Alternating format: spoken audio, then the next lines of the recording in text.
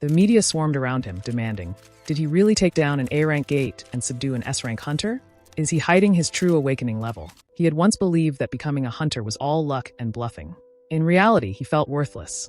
If his true F-rank level were exposed, the powerful S-rank hunters he supposedly defeated would likely seek revenge.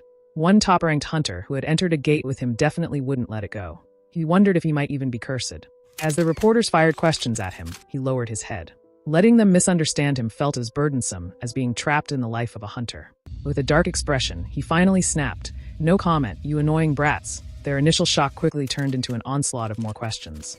He added, "I won't be stuck on this rotten planet for long. Everything went downhill the moment I decided to resign." In truth, he wasn't even a resident of this planet. On Alfieri, he held a vital role as the strongest wizard. But one day he thought, I've got to quit this damn job. It was treated like a form of public service. He could work himself to death and still earn nothing. He was expected to toil 640 days a year without a single holiday. With advances in technology, sleep and food were no longer needed, and endless overtime had become just another part of life. When was the last time he'd left work on time? The real challenge lay in how to actually quit. With his status, resigning wasn't easy. They'd set up strict barriers to keep high-ranking individuals from abandoning their duties. For example, if he tried to use teleportation magic, a jolt of electricity would hit his brain. And even if he somehow managed to escape, there was nowhere to hide. The rulers had control over every corner of the planet. What if he killed his superior? Impossible. He was bound by powerful magic, unable to harm anyone from this planet, including himself, which made even suicide a challenge. As he wrestled with how to break free, a sudden thought hit him. While they could restrain the body with magic, the soul was a different matter. No spell could cage a soul, which meant it could escape without limits. After 10 years of relentless trial and error, he finally mastered his unique magic, soul manipulation. By separating his soul from his body, he could escape to a distant planet where no one could follow. And he succeeded. With this feat, he became the first in history to achieve true possession and reincarnation. He slowly woke up and noticed something resembling a long, protein-like mass moving. Then he realized it seemed as if the soul had left that body not too long ago. He admired himself, examining his face in the mirror. He tried to retrieve the memories of his host, but couldn't recover any. Suddenly, he clutched his abdomen in pain, covered his mouth, and slowly began losing consciousness. Then he realized that this body had starved to death. He had set a condition before activating reincarnation, targeting the creature with the highest magic power on the planet. If the condition was met, naturally, the species with the highest intelligence would follow. But he hadn't considered the state of the body. He thought it wouldn't matter even if the body was a single-cell organism. He felt as if acid had been poured into his stomach. He slowly got up from the bed, realizing the magic wasn't working correctly after reincarnation and that he needed time to adapt to the planet's magic. He began walking forward, planning to put something in his stomach first. When he approached the door and opened it, he was surprised by the sunlight, as his home had been mostly covered in liquid where starlight rarely reached, making it a dark and bluish place. But this place was completely different. He felt bright and warm, surrounded by a light and dry atmosphere, with solid ground beneath his feet. Yet he realized his priority was to find something to eat. But no matter how much he searched, there was nothing to eat. Then he started screaming in frustration, realizing it was no wonder the previous owner of that body had starved to death. Everything was turning gray for him, and he clutched his stomach in pain, knowing that at that rate, he was going to starve to death again. Then his eyes fell on an insect. It was too small, but he knew this wasn't the time to be picky. So he picked up the insect, opened his mouth, and said, "Thanks for the meal." Then he noticed a boy walking by, holding something in his hands and putting it in his mouth. He threw the insect away, realizing it was food and looked like it would taste much better. Saliva dripped from his mouth as he looked forward, thinking, "Should I steal it or not?" The poster stated, "If you see a suspicious person, call 112. Report immediately." Our alien was silently following the kid when the kid stopped and looked back, and was petrified to notice a suspicious-looking man following him. Then the boy started running, and the man tried to stop him, feeling confused. Then he noticed a plant nearby. He was about to eat a plant, thinking it was better than stealing someone else's food. Suddenly, he stopped when he heard a loud sound. He wondered if it was the kid's scream and decided to check what was happening. The boy was shaking in horror, and in front of him stood a large monster. The creature charged at the boy, opening its mouth to bite, but only managed to grab the boy's bag, causing the kid to fall to the ground. The monster landed behind him, missing its target again as the boy scrambled up, running and screaming. As the boy ran toward him, he looked at the creature in confusion, thinking it was truly a wretched planet if he could encounter something like this just by walking down the street. Then he realized that maybe this was actually good, because this body definitely had memories of eating birds. He thought that finally, here was a wild animal worthy of being prey. As the strongest Grand Sorcerer, he could kill that monster with just a cough. He smiled, adding that once he adapted to the magic here, conquering this small planet would be no trouble at all. The monster now stood before him, and he sensed its magical power. It was incredibly strong. He was surprised, realizing he could feel it sweeping through every cell of his body. He was certain this was Earth's magic, but then he collapsed to the ground because it was too overwhelming. He explained that if other planets were like small buckets, here it felt like diving into a swimming pool.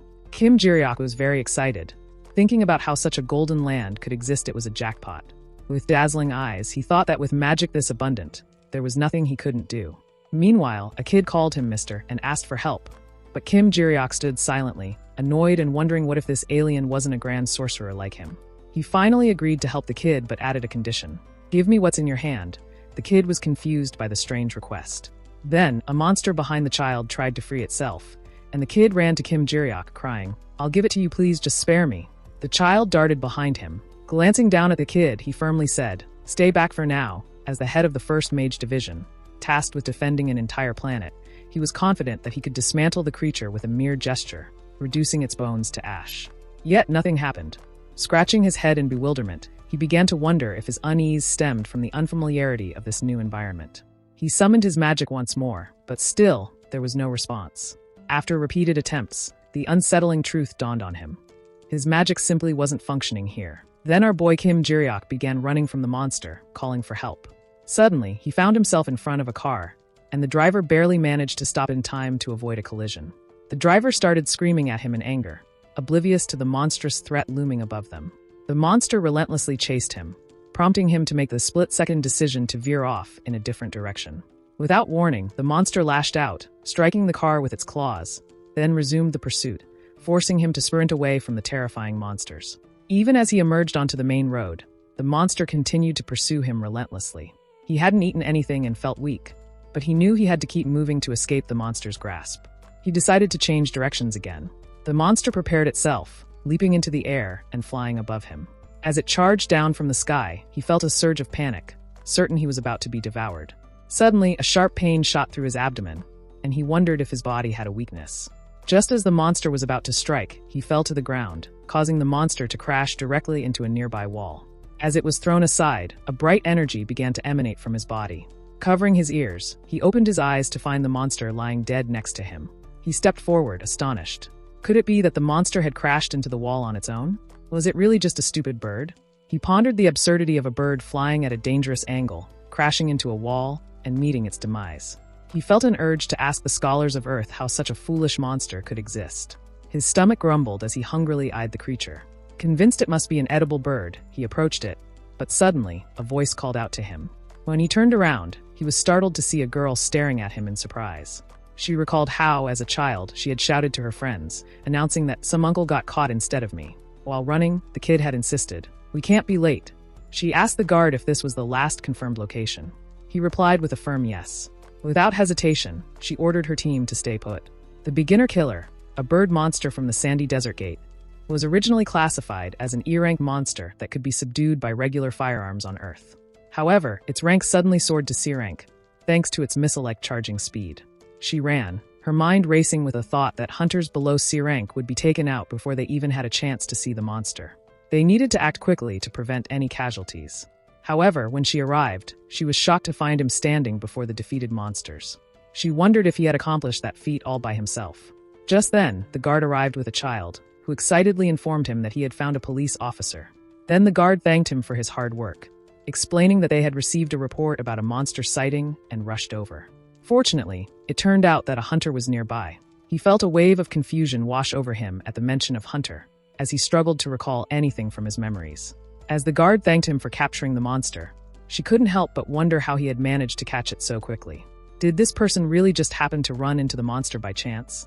The beginner killer's habitat was a sandy gate where one's feet sank with every step, making it easier for the monster to ambush anyone outside. On solid ground, it could be killed hands-free if the angle was guided correctly, but that required the visual acuity to track its swift movements. When she looked closely, she realized he had killed it using a proper method. If that was the case, she wondered, this person should probably be at least C rank. He He told them to wait and called out to the kid.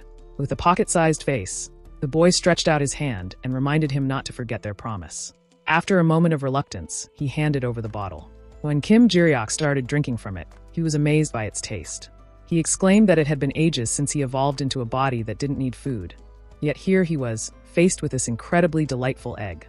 Shocked, Seon Woo-yeon wondered if he had just taken what the kid was eating. The child cried out, "My fresh tangerine." Suddenly, Seon Woo-yeon called to him, extending her hand to introduce herself. She was from the Hunter Association, and her name was Seon Woo-yeon. They shook hands, and she added that he had handled the monster without a scratch. Wiping her hands, she admitted she didn't recognize him around here. She then asked if he was a freelance hunter, and if he could provide her with his hunter ID, explaining that she needed it to report this to the association. Standing before her, he felt confused and thought that he should just make something up for now.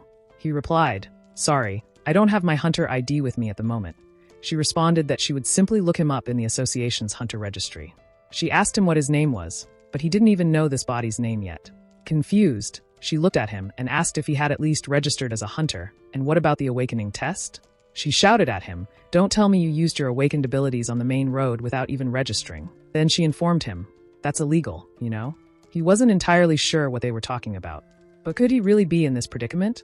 He replied that no, of course he was registered, but he had left his hunter ID at home. If she waited there, he would bring it right away. He left, convinced he would never come down this road again.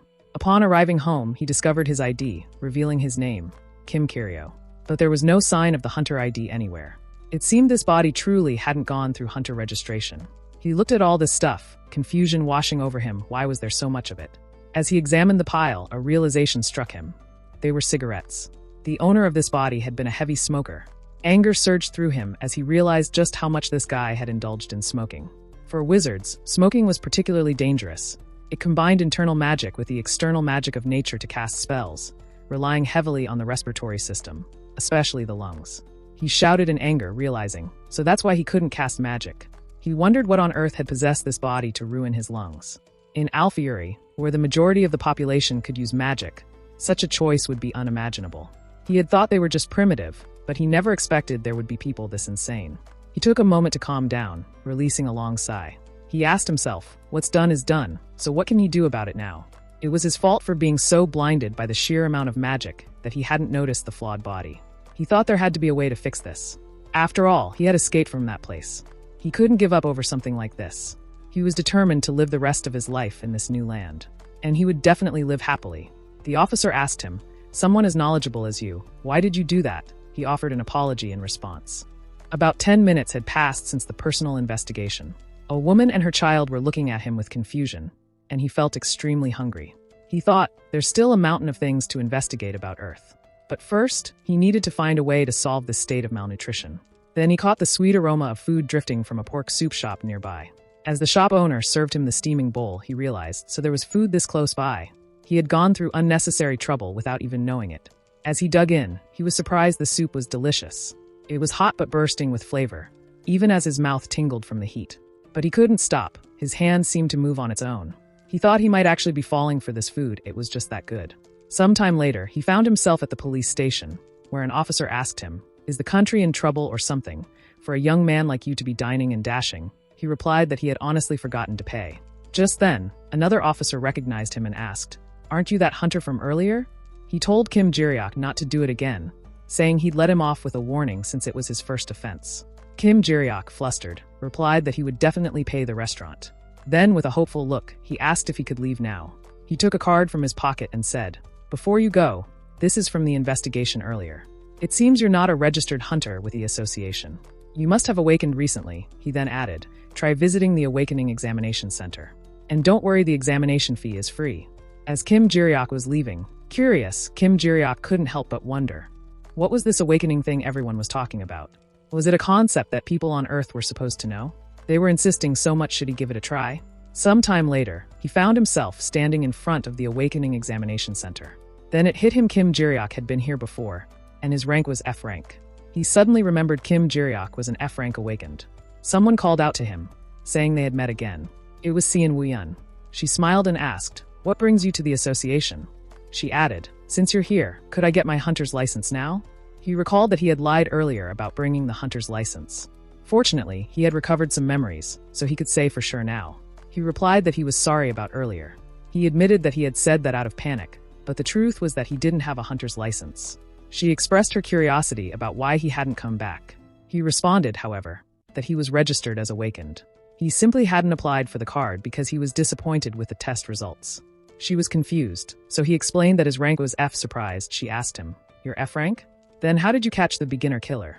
He said it was pure luck and explained that a stupid bird had rammed its head into a wall on its own. She stood there, contemplating the idea of a beginner killer failing to adapt to its environment and accidentally killing itself. There were actual cases of this happening, and it wasn't impossible. But the person she saw then wore an expression as relaxed as if they had killed hundreds of C-rank beasts, with not a hint of fear. She couldn't help but wonder why he was trying to hide his rank. Most of those who hide their awakening level are dangerous individuals involved in illegal activities. Could this person also be one of them? She nervously replied that she understood. He remarked that they were lucky. Beginner killers were known for their low intelligence.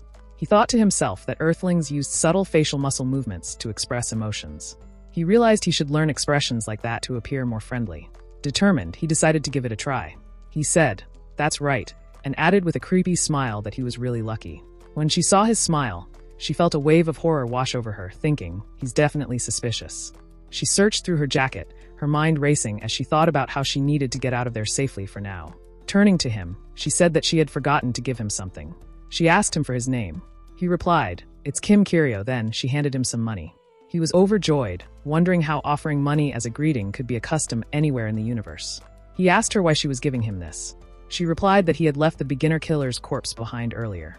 She explained that she had to dispose of it, and that's his share of the money. He was drooling as he thought about the food he had eaten before getting caught that morning. With just this fluttering piece of paper, he realized he could get 6 bowls of soup. Kim Jiriok told her he couldn't believe that bird was worth so much money. Then he asked, "Are the feathers expensive?" She replied that no, beginner killers had soft bodies, making them not valuable as products. He noted that he was lucky it had a magic stone, as C-rank magic stones sold for 2 million won. He asked, "Wait a minute, 2 million won? But his share is only 50,000 won." She explained that the damage costs incurred when he caught the monster were processed under her name. Then she scolded him, saying that if only certain individuals hadn't fled, they could have legally obtained hunter immunity. He apologized to her. She turned to leave, saying, "It's all right. Have a good afternoon then." But her anger bubbled to the surface as she exclaimed, 2 million won, you say? He thought that in his homeland, that bird head was no different from a bug crawling on the street. He felt a surge of excitement as he realized that 2 million won was just for twisting off a bird's neck. That was enough for 75 bowls of soup and rice. To survive, one needed money, and he had come to this earth for a happy life. To enjoy an ideal lifestyle, he realized he needed even more money. So he had to become a hunter. Honestly, until lunchtime today, his future had seemed bleak. The owner of this body had been dirt poor. Spending money on a bowl of soup would have wiped out all their savings. But now it was different. Now he knew that being a hunter could actually bring in money. In that case, he would hunt with magic and make a living. Standing in the middle of the street, he thought that although magic wasn't working for him right now, he would need a sufficient number of monsters. Then he noticed a gate, but with people around, it would be hard to enter. He wondered if there were any other gates nearby. Sensing the mana around him, he realized there was indeed another gate nearby. Sometime later, he was walking through the forest, wiping the sweat from his brow because that slope had nearly killed him.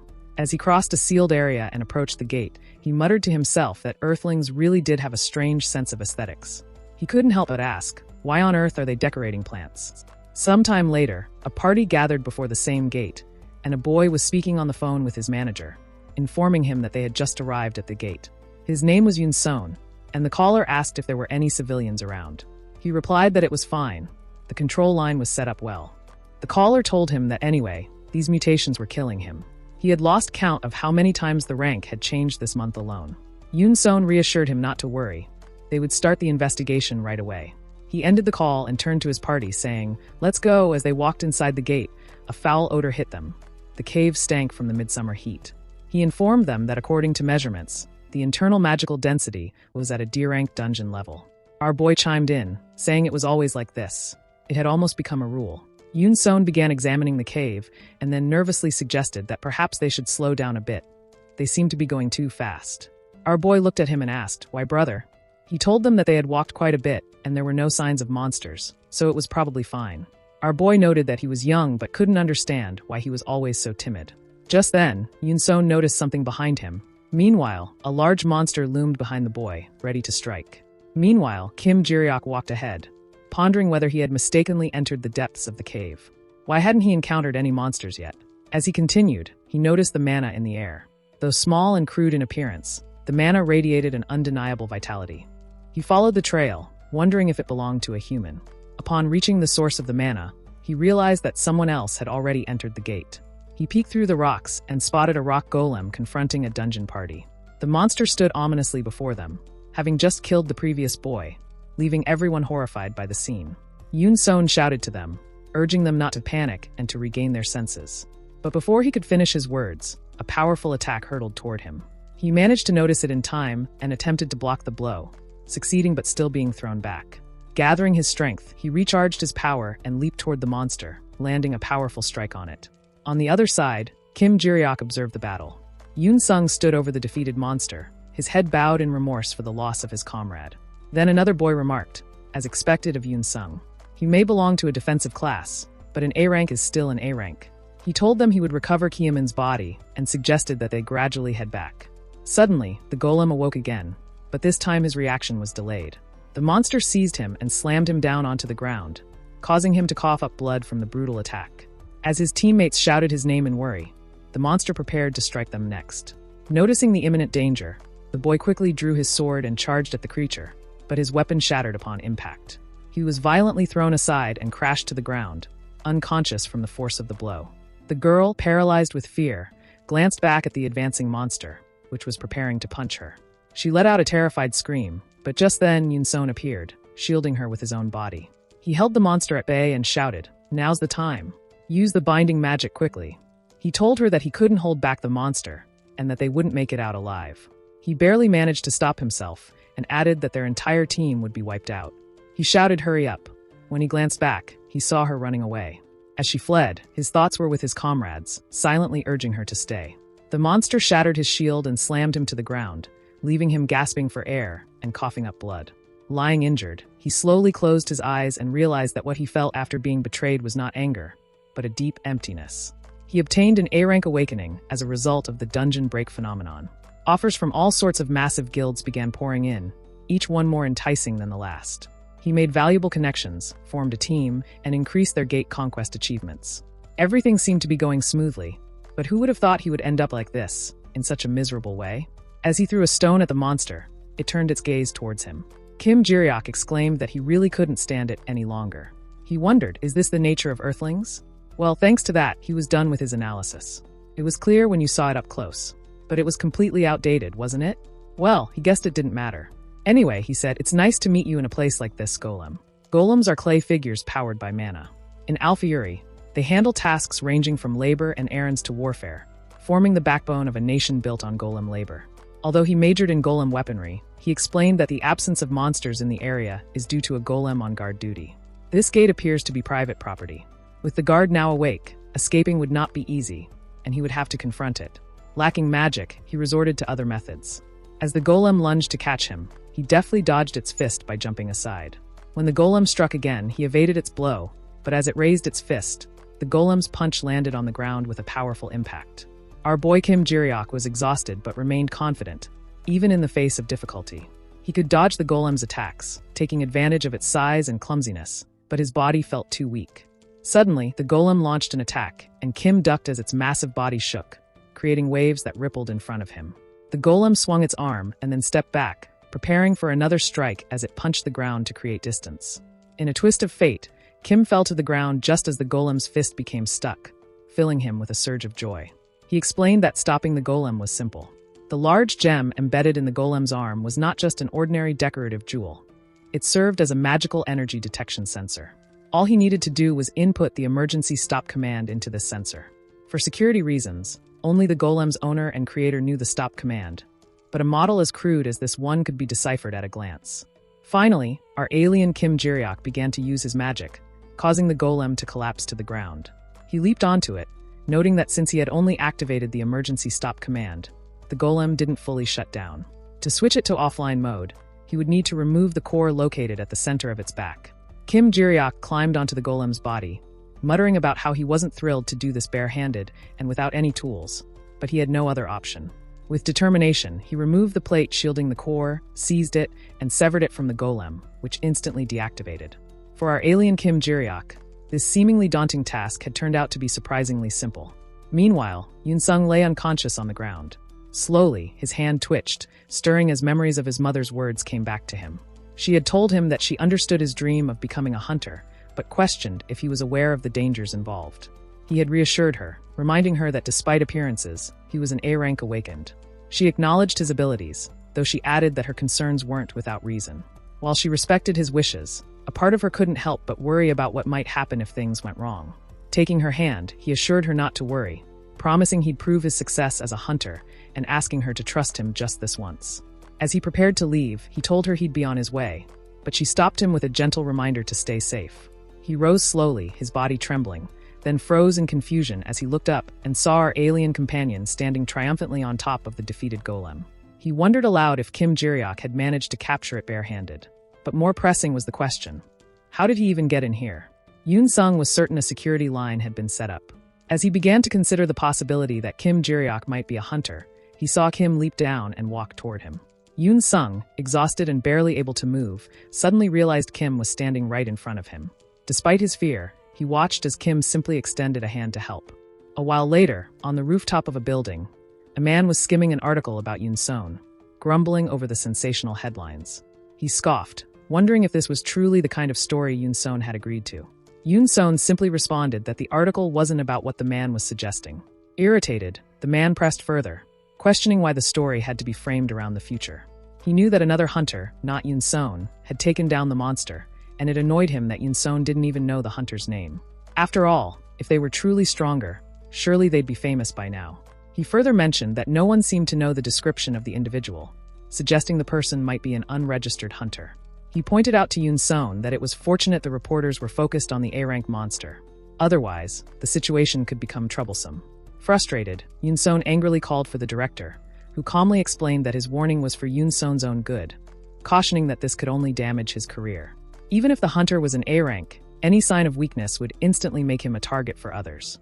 Yoon-sung knew this all too well, yet he still didn't claim the credit for catching the golem. Instead, he listened quietly, then apologized, explaining that he felt compelled to be honest. It was, in his eyes, the least he could offer as a gesture of respect toward that hunter, who seemed like someone who wouldn't resort to illegal activities. The director questioned Yoon-sung, asking if he was absolutely sure. Yoon-sung replied that if the hunter held any grudge, he wouldn't have let him leave alive. He explained that the hunter was a good person, and that he genuinely wanted to repay him. Seeing how serious Yoon-sung was, the director understood. Yoon-sung then excused himself and left. As he watched him go, the director couldn't help but wonder about this hunter, who had effortlessly taken down a golem that Yoon-sung's team had struggled with. If such a powerful and honorable hunter existed, he hoped to meet him one day. On the other side, our alien Kim Ji-ryok was lying on the bed, watching his phone and thinking that Earthlings were gods. The previous night, he had accidentally unlocked his smartphone, and it had stayed that way all night. He could access information freely, even though he wasn't part of the privileged class. He wondered if this was heaven. He added that, thanks to that experience, he had gained a wealth of information. First, the gate he had entered was not private property. Second, each gate had its own unique entry restrictions. Since Korea was a country that managed awakeners rigorously, even accessing a gate required prior approval. This approving body was known as the Korea Hunter Association, abbreviated as Hunhyup. Finally, Yoon-sung was not just a petty thief attempting to rob a gate with an owner. He was much more than that. He was stunned when he realized that Yoon-sung was an A-rank hunter, prompting him to decide to obtain his hunter's license first. Sometime later, in a forest, a girl explained to a group of people about the theoretical safety training conducted inside the gate. She then announced that the devices would be distributed shortly and asked everyone to wait for a moment. Our alien, Kim Ji-ryok, appeared rather dull. In summary, he grasped the concept. Don't act recklessly in front of monsters. An officer handed him a device, and Kim looked at it in confusion. Surprised to discover that Kim didn't know what it was, the officer mockingly asked, "Where have you been living all this time?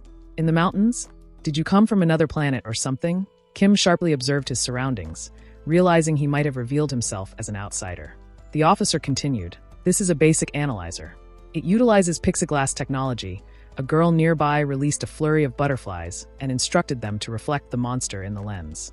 Kim aimed the analyzer, which identified it as a poison butterfly of grade F, he realized, so Earthlings use tools to determine the enemy's identity.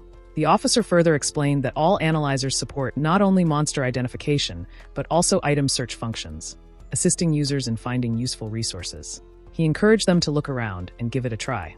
Kim decided to analyze the officer, but the analyzer couldn't retrieve any data, leading him to suspect it didn't work on people. He then used it on a plant, which was identified as a heat fruit, a species characterized by red fibers.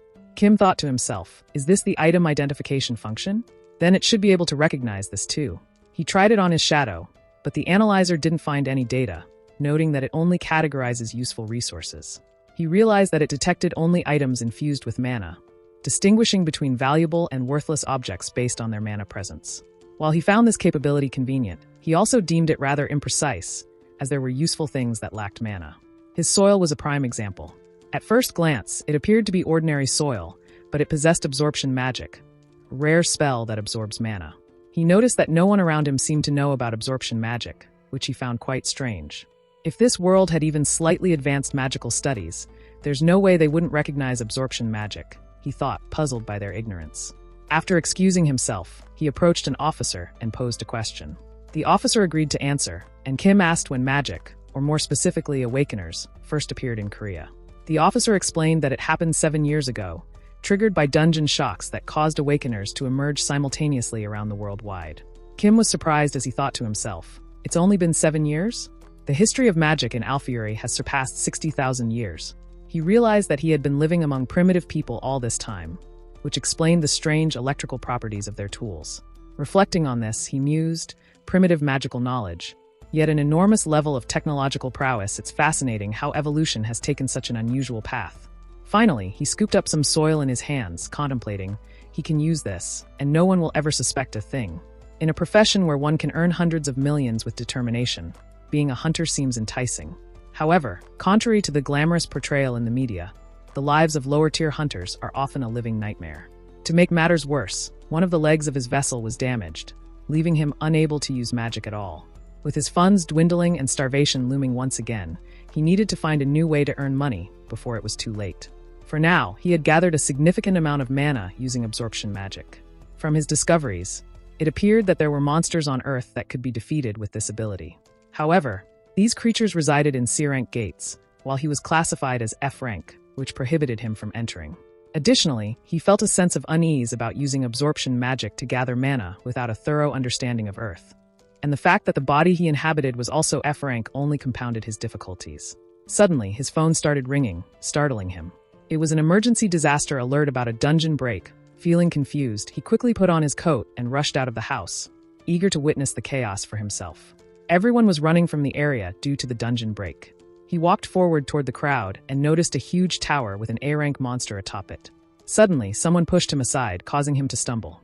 The man who had shoved him scoffed, "I barely nudged you." "They're the ones causing a scene by blocking the way." With a sneer, he added, "What's with that expression? Are you looking to get hit?" He was left bewildered, as he had simply been observing the chaos unfolding around him. The man remarked, "He's got quite the attitude," informing him that he was a hunter, while he was just a regular person lurking around. He replied that he was also a hunter, and there for the same reason. The man inquired about his rank, and he responded, F rank. The man's laughter left him feeling confused by the unexpected reaction. Then he noticed helicopters arriving, engaging in a fierce battle against the monster. Suddenly, one of the helicopters was struck, plummeting to the ground in a fiery crash. Shortly after, support hunters rushed to the scene. The monster attempted to break through the glass as people scrambled to escape in a panic. It succeeded, lashing out with its tongue and snatching 2 civilians, dragging them out of the building amid their horrified screams. Just then, a swift strike severed the monster's tongue, freeing the terrified civilians. Realizing the monster was trying to escape under the tower, Yoon Sung alerted everyone. A woman took aim with her bow, releasing an arrow that struck the monster's tail, severing it and preventing its escape. Yoon Sung leaped down, delivering a powerful blow to the beast. As the monster collapsed, he followed up with a decisive punch, killing it instantly. They had caught it.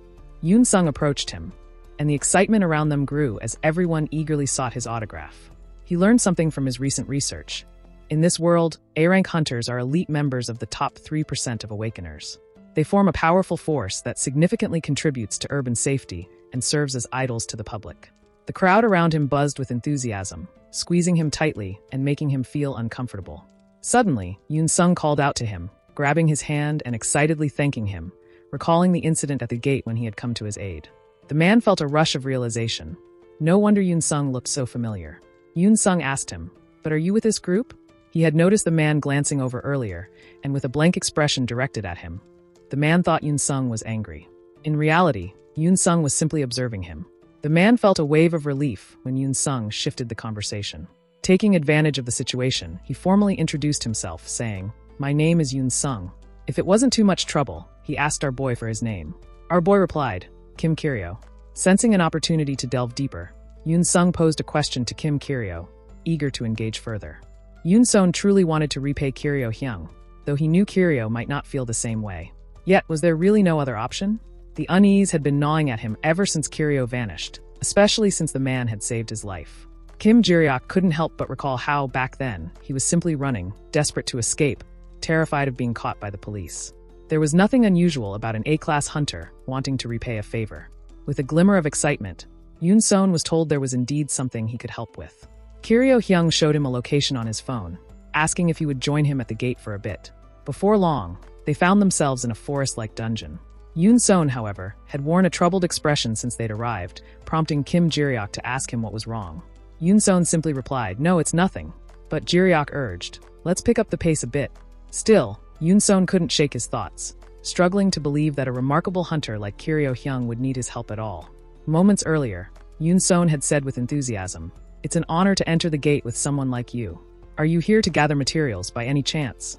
But our boy Kiryo Hyung surprised him by replying that he was actually there to hunt monsters. Caught off guard, Yoon Sung admitted he hoped to learn a thing or two, though he also wanted to clarify something.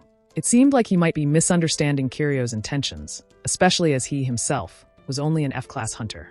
So our boy Kiryo Hyung hoped he could rely on Yoon Sung as his porter. But Yoon Sung was stunned when he saw our boy Kiryo's card. He thought, "There's no way you could really be an F-class."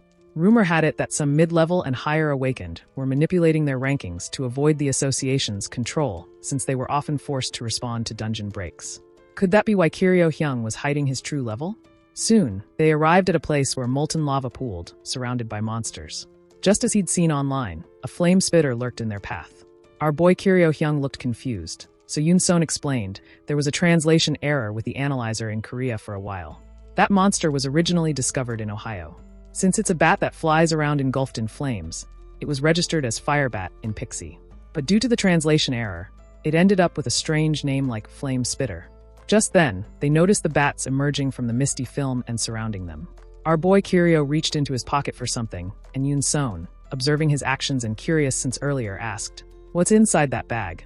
The monsters charged forward to attack, but Kiryo quickly threw a handful of soil towards them, igniting them in flames.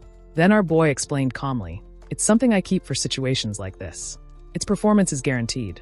Yoon Sung, surprised and a bit hesitant to ask during the hunt, finally spoke up, "Why do you insist on using items? You could take down C-class monsters with your bare hands." Our boy thought to himself, did this guy read my hunter license with his foot? Or does he not know much about the world of low-level awakened, since he sits at the top of the hunter pyramid? Deciding there was no need to reveal any weaknesses, he turned to Yoon Sung and asked, "Have you ever thought about awakening like this? Imagine lifting a 1-ton truck, or filling an empty plot of land with water. A convenient ability, right? But we didn't earn this through effort. It just happened suddenly one day." He paused, adding thoughtfully that since it had appeared without reason, it could just as easily disappear without reason. He found this power uncomfortable, so he didn't rely on his awakening abilities. With a nervous expression, he thought it was just nonsense, but he would believe it. He cried out, saying he was absolutely right. Things that are easily obtained tend to disappear just as easily. He exclaimed in his mind that it made sense.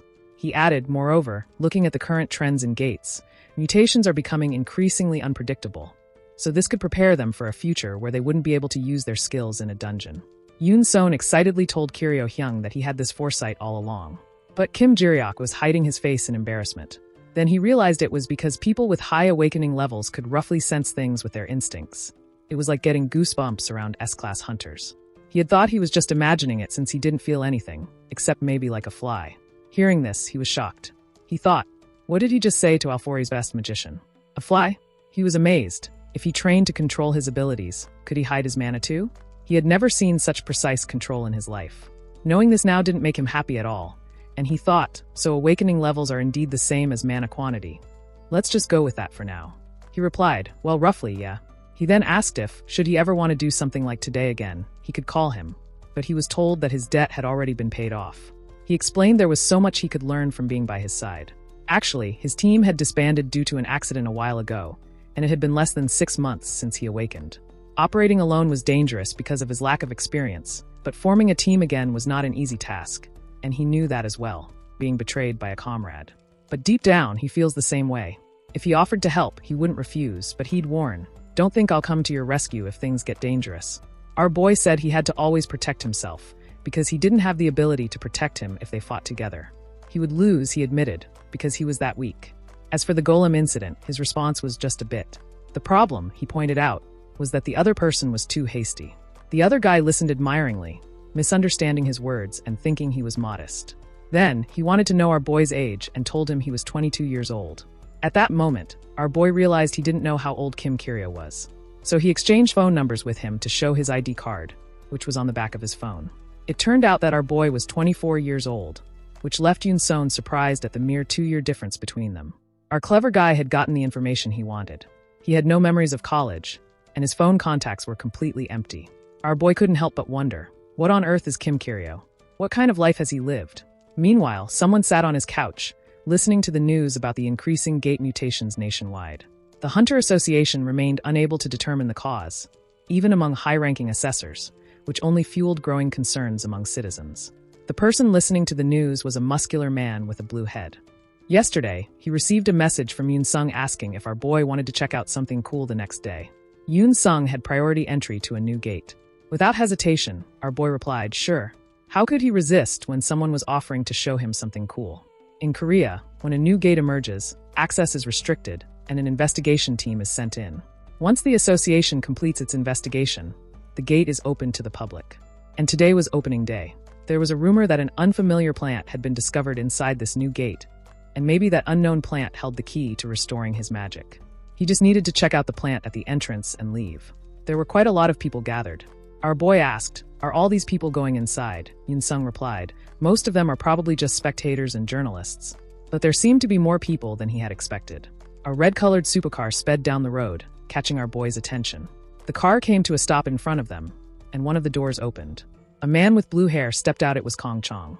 Our boy couldn't help but ask, who is that? Yoon-seon explained. That's Hunter Kong Chong, the S-rank hunter. S-rank? One of the 3 in Korea? Our boy thought, noticing that Kong Chang's mana was stable. He's definitely a rare talent. Suddenly, Kong Chong turned sharply toward our boy, Kim Jiryok. His eyes were unusual, and Yoon-seon whispered, they're dragon eyes. Apparently, it's a really rare item. Confused, Yoon-seon watched as Kong Chong approached them. He directly asked our boy, what's your name? He replied, pardon? Kong Chong repeated, your name? And finally our boy said, Kim Kiryo. He further questioned his hunter rank. Suddenly, Yoon-seon tried to defuse the situation by telling Kong Chong that this person was just a porter helping him out. He asked, is there a problem by any chance? Kong Chong, however, angrily responded that he wasn't talking to Yoon-seon. With that, he fell silent, and our boy simply stated, F-rank. Kong Chong didn't believe it. Is that true? Our alien wondered. Did he sense the latent mana within Kim Kiryo's body? Mana, after all, was merely a power output organ. Just because the respiratory system was refined didn't mean the total mana within the body decreased. A sorcerer of Kong Chong caliber could probably gauge someone's potential with even the faintest signal. If he doesn't believe him, our boy can show his hunter ID. But Kong Chong told him that only an F-rank hunter would dare to look an S-rank hunter straight in the eyes and answer. Before the conversation could go any further, Yoon-seon intervened, pushing him away. They had only come for a quick look, and now they needed to leave. If they didn't go now, they'd be late for their appointment.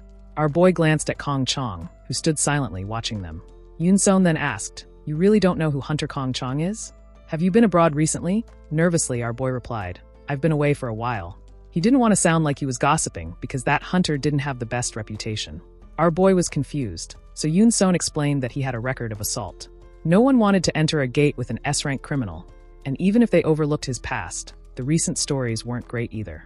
He inquired what happened, and Yoon-seon mentioned that he had a cousin named Choi Jin, who was ranked 3rd in A rank. She entered the same gate as Kong Chong and got attacked by him. He heard that Kong Chong only picked fights with strong awakeners. Our boy realized that Yoon-seon had rushed him away worried that the crazy S rank would mess with him. What a thoughtful little mammal. They headed back for the day, deciding to check out the so-called mysterious plant later. Our boy asked Yun-Son about Kong Chang's eyes, which he had earlier described as a kind of dragon's eyes item. So, did that mean it was tradable like the shield Kong Chang used? Yun-Son explained that yes, when he first acquired it, it was in the form of a small orb. He probably swallowed it when he used it. Did he happen to have dragon's lungs? Yun-Son started checking, and found that there were only transaction records, with nothing currently available. But since lungs weren't very popular, they might show up eventually. Our boy asked why they weren't popular, and about the price. Yun-Son explained that unlike eyes or hearts, lungs didn't boost mana. The liver could at least be made into medicine, but lungs supposedly had no real effect. And the price was 2.6 billion won. Our boy was shocked beyond imagination, while Yun-Son thought that was cheap. He couldn't even buy other parts no matter how much he paid. Our poor alien should have just not listened. A taxi was speeding down the road, and our boy was checking his phone. The more he learned about Kong Chang, the scarier he seemed. It was crazy that someone like him was still out there walking around freely. Should he have avoided eye contact back then? What if he ended up messing with him too? Then a red car came out of nowhere and struck the taxi.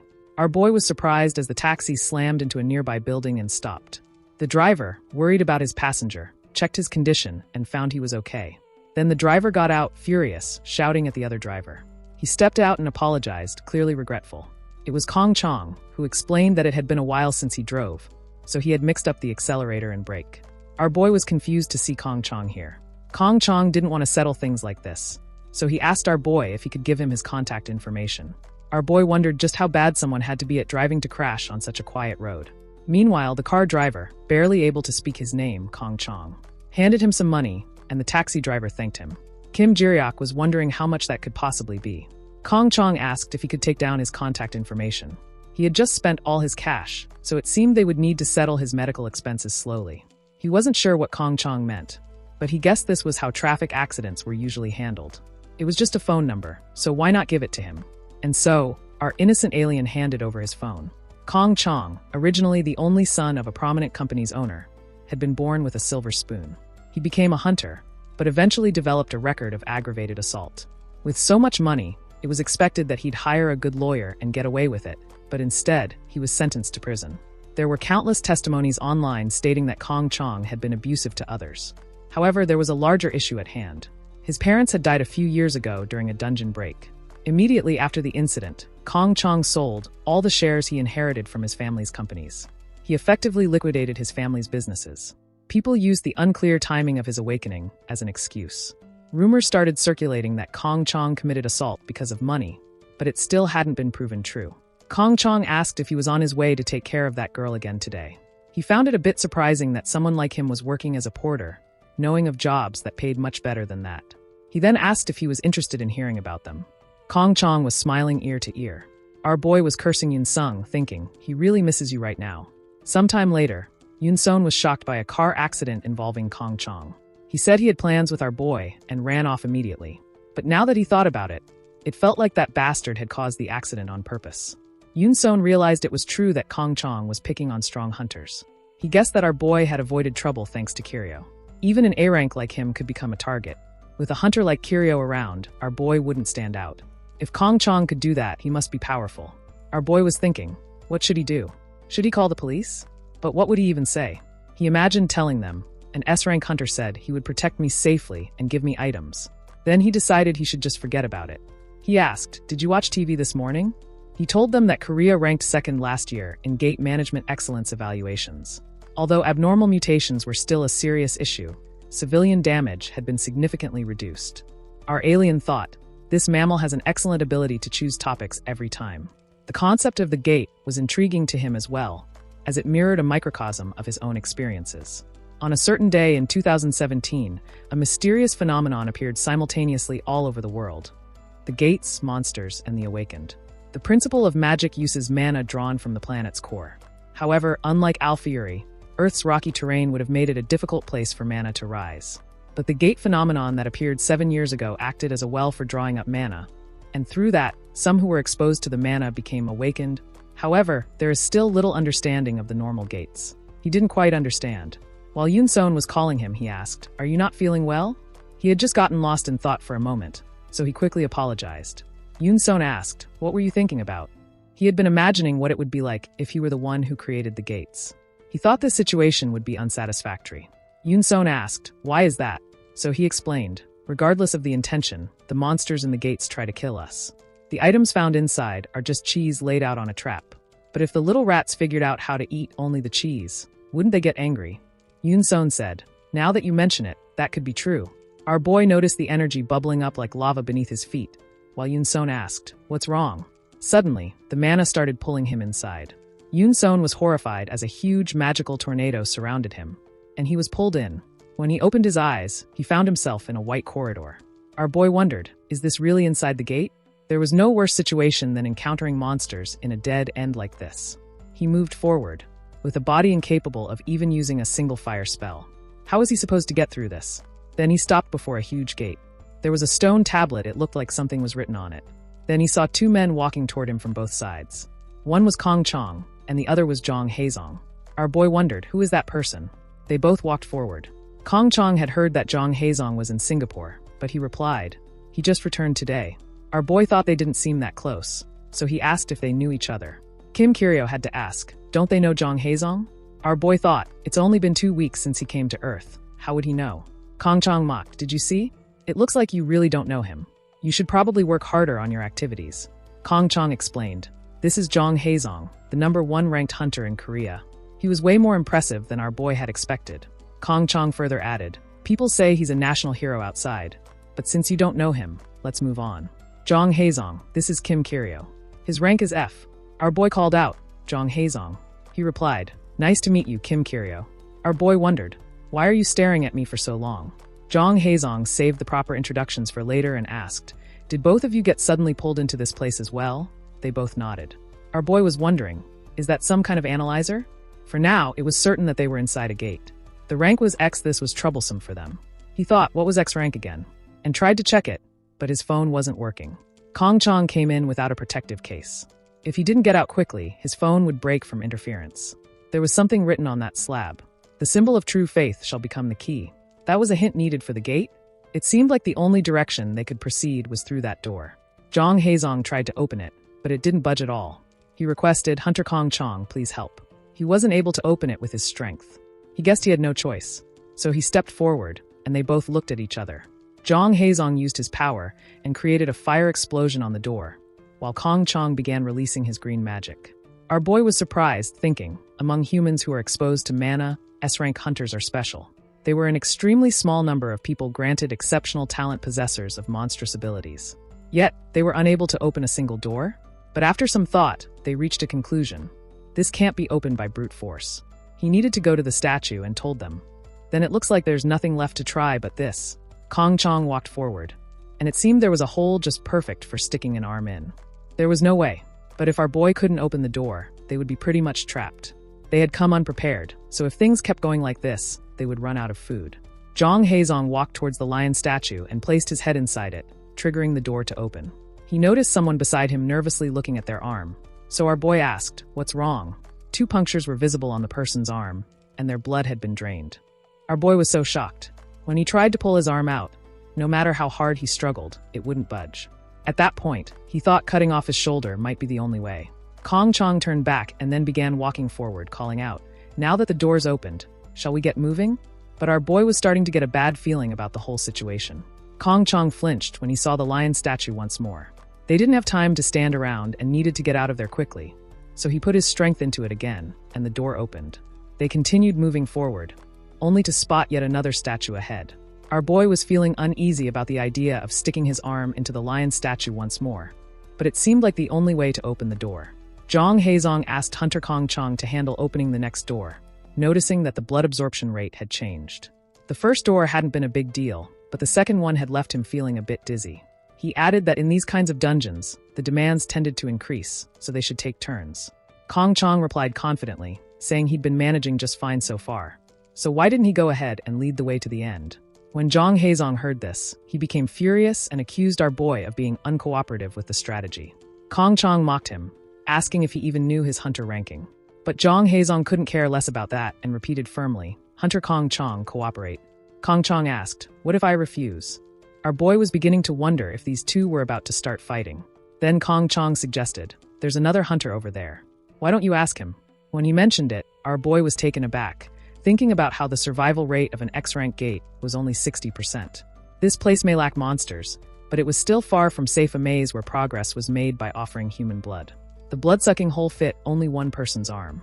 In short, this dungeon required one person to be sacrificed, and to make matters worse, they were screwed. Zhang Heizong was furious at the suggestion. Make an F-rank handle the job when there are 2 S-rank hunters here, he snapped. Suddenly, they all looked forward, spotting a wolf-type monster heading towards them. Our boy was surprised there wasn't supposed to be anything strange here. As the monster leaped toward him, he instinctively closed his eyes and covered his face with his arms, but Zhang Heizong leapt forward, unleashing his fire magic and swiftly slicing the monster in half. Our boy couldn't help but wonder, flames out of thin air? Is this some kind of primitive sorcerer's magic? If that's the case, then his ability must be. Then he noticed a monster was about to attack Kong Chong. Without thinking, he shouted his name, warning him to watch out. Kong Chong quickly turned around and punched the monster square in the face, killing it instantly. Seeing this display of insane strength, our boy couldn't help but wonder, is Kong Chang's awakened skill physical enhancement? Kong Chong noted that the monster's body was weaker, likely on the level of a C-rank beast. Zhang Heizong cautioned that it was too soon to relax. Look over there, he said. They noticed strange drawings of a monster on the wall. Suddenly, the monster began materializing before them, lunging forward to attack and surrounding them on all sides. Zhang Heizong informed them, it's not a high-ranked beast, but dealing with this many is going to be a hassle. Take care of the rear, Hunter Kong Chong, he replied, focusing solely on his own job. As the monsters launched their attack, they readied themselves for battle. Kong Chong began pounding the monsters with his bare hands, while Zhang Heizong sliced through them with his fiery sword. Kong Chong unleashed a powerful punch, obliterating a monster in an instant, but the monsters kept coming. Then, Zhang Heizong intensified his attacks, slashing through the horde with his fire abilities. Our boy watched, impressed by their S-rank strength. There were more monsters than Zhang Heizong had anticipated. Thanks to the blood loss, his stamina was depleting at an alarming rate. At this pace, he knew he wouldn't be able to hold out much longer. He looked towards the statue and noticed its eyes becoming red, and realized something. In that moment, a monster was going to attack him, but he turned back and easily cut off the monster in 2 slices hot bread. They were both exhausted because there were so many of them. Our boy was shocked at how they effortlessly slaughtered all the monsters in an instant. Even if he gets his magic back, conquering Earth might prove a bit challenging. Zhang Heizong pointed towards the lion statue, telling them to look. Its eyes were glowing ominously. If they don't offer blood within a certain time frame, a monster wave will be triggered. A monster began materializing from the wall, and our boy spotted it, quickly alerting Zhang Heizong. Before the monster could react, Zhang Heizong swiftly dispatched it with his sword. Does that mean there's a time limit? He wondered aloud. Soon, more monsters began emerging from the dungeon walls, leaving our boy stunned. Zhang Heizong then called out to Kong Chong, who immediately started running toward the statue. As the monsters launched their attacks, Zhang Heizong defended our boy. Amid the sharp claws and vicious strikes, Kong Chong managed to place his hand in the statue's mouth. In the blink of an eye, all the monsters vanished, and the door to the next room opened. Kim Kiryo hadn't expected him to cooperate so easily. Kong Chong glanced around and asked, "Who's next?" Zhang Heizong replied, "Let's take turns." They weren't sure if an F-rank would be able to handle it. Kim Kiryo now understood why Zhang Heizong was called a national hero. The moment he discovered Kong Chang's F-rank status, Zhang Heizong had immediately taken him off the sacrifice list and protected him when the monsters appeared. Thanks to Zhang Heizong's leadership, they were progressing without a single drop of blood being shed. However, Kim Kiryo was beginning to feel a growing sense of guilty. They were all moving forward, but Zhang Heizong looked visibly exhausted, prompting Kim Kiryo to ask, "Is he okay?" Zhang Heizong replied that he was fine. These sudden gates are usually small in scale. We're probably not far from the exit, however. His face was growing even paler. Luckily, it was now Kong Chang's turn to open the door. Kong Chong turned to Zhang Heizong and told him to stop for a moment. Zhang Heizong was confused, so Kong Chong explained that he had just realized there was no guarantee the exit lay beyond this door. Plus, everyone was starting to feel the strain. Maybe they had missed a clue somewhere. He suggested they go back and check the previous rooms. Zhang Heizong, now angry, snapped back that Kong Chong was just trying to buy time. When attacking an X-rank gate, it was standard procedure to follow the conditions. He knew that as well as Zhang Heizong did. Or are you planning to strike at Zhang Heizong in the chaos when the monster wave hits, just like with the Choi Jin incident? Kong Chong remained silent, listening. Then, without hesitation, he spoke, "I won't drag this out. Open the door." He replied that he would open it right away and told him to stop being so tense. He He never said he wouldn't help with the strategy. And he was misunderstanding something. What happened with Choi Jin had been an accident. He wasn't some lunatic who attacked fellow hunters without reason. Since he had a criminal record, he understood why Jong Haezong didn't trust him. But right now, Jong Haezong was being way too suspicious of him. Why did Jong Haezong keep rushing decisions? Was it because he was so eager to get out of here? He opened the door for now. But seriously, he should think about what was said. Even if it was his turn, he would have suggested they go back and check first. He was more reasonable than Kim Kye-ryo had thought. As he placed his hand in the mouth of the statue, Kim Kye-ryo couldn't help but wonder, were those rumors just gossip? Jong Haezong was worried about Kong Chong? He replied, "Don't worry about him. Kong Chong has some recovery potions. He can probably open the door a couple more times after taking them." Jong Haezong then told him, "Let's push a little further. If they don't find an exit in the next room," he said, "they'll look for another way." Kim Kye-ryo wondered if, at this rate, they'd have to support Kong Chong. His thoughts were interrupted when he saw Kong Chong hit Jong Haezong with a bottle. Jong Haezong, now unconscious, collapsed to the ground right before Kim Kye-ryo's eyes. Kong Chong was taken aback when the attack worked, even on an S rank. Kim Kye-ryo was left baffled by Kong Chang's actions. He turned to him and asked, "Have you heard of a gate called Iron Maiden that appeared in Northern Europe? It's almost exactly like this dungeon." To escape, Kong Chong was planning to sacrifice Jong Haezong, and Kim Kye-ryo was taken aback by the revelation. According to Kong Chong, the stats for X-rank dungeons showed a survival rate of only 60%, no matter the hunter's ranks. That's not a great percentage to bet your life on, is it? Kim Kye-ryo thought, feeling uneasy. Kong Chong simply wanted to ensure they followed through with the plan. When Kim Kye-ryo thought about it logically, it all started to make sense. If this dungeon truly required a human life, they would need a scapegoat. Ideally, it should be Kong Chong or Jong Haezong. But Kim Kye-ryo knew he wasn't in a position to choose who would be sacrificed. It was probably best to go along with that S-ranker's plan. Kim Kye-ryo couldn't help but wonder, though asking an F-rank to take the hit when there were 2 S-ranks present, that didn't sit right with him. It was just wrong. Kim Kye-ryo told him to wait and promised he would open the next door, so put Jong Haezong down. Kong Chong, surprised, asked, "Did he suddenly grow a conscience?" Kim Kye-ryo couldn't believe it. He should have just stayed quiet and let someone else take the fall. But no, he would make sure they survived.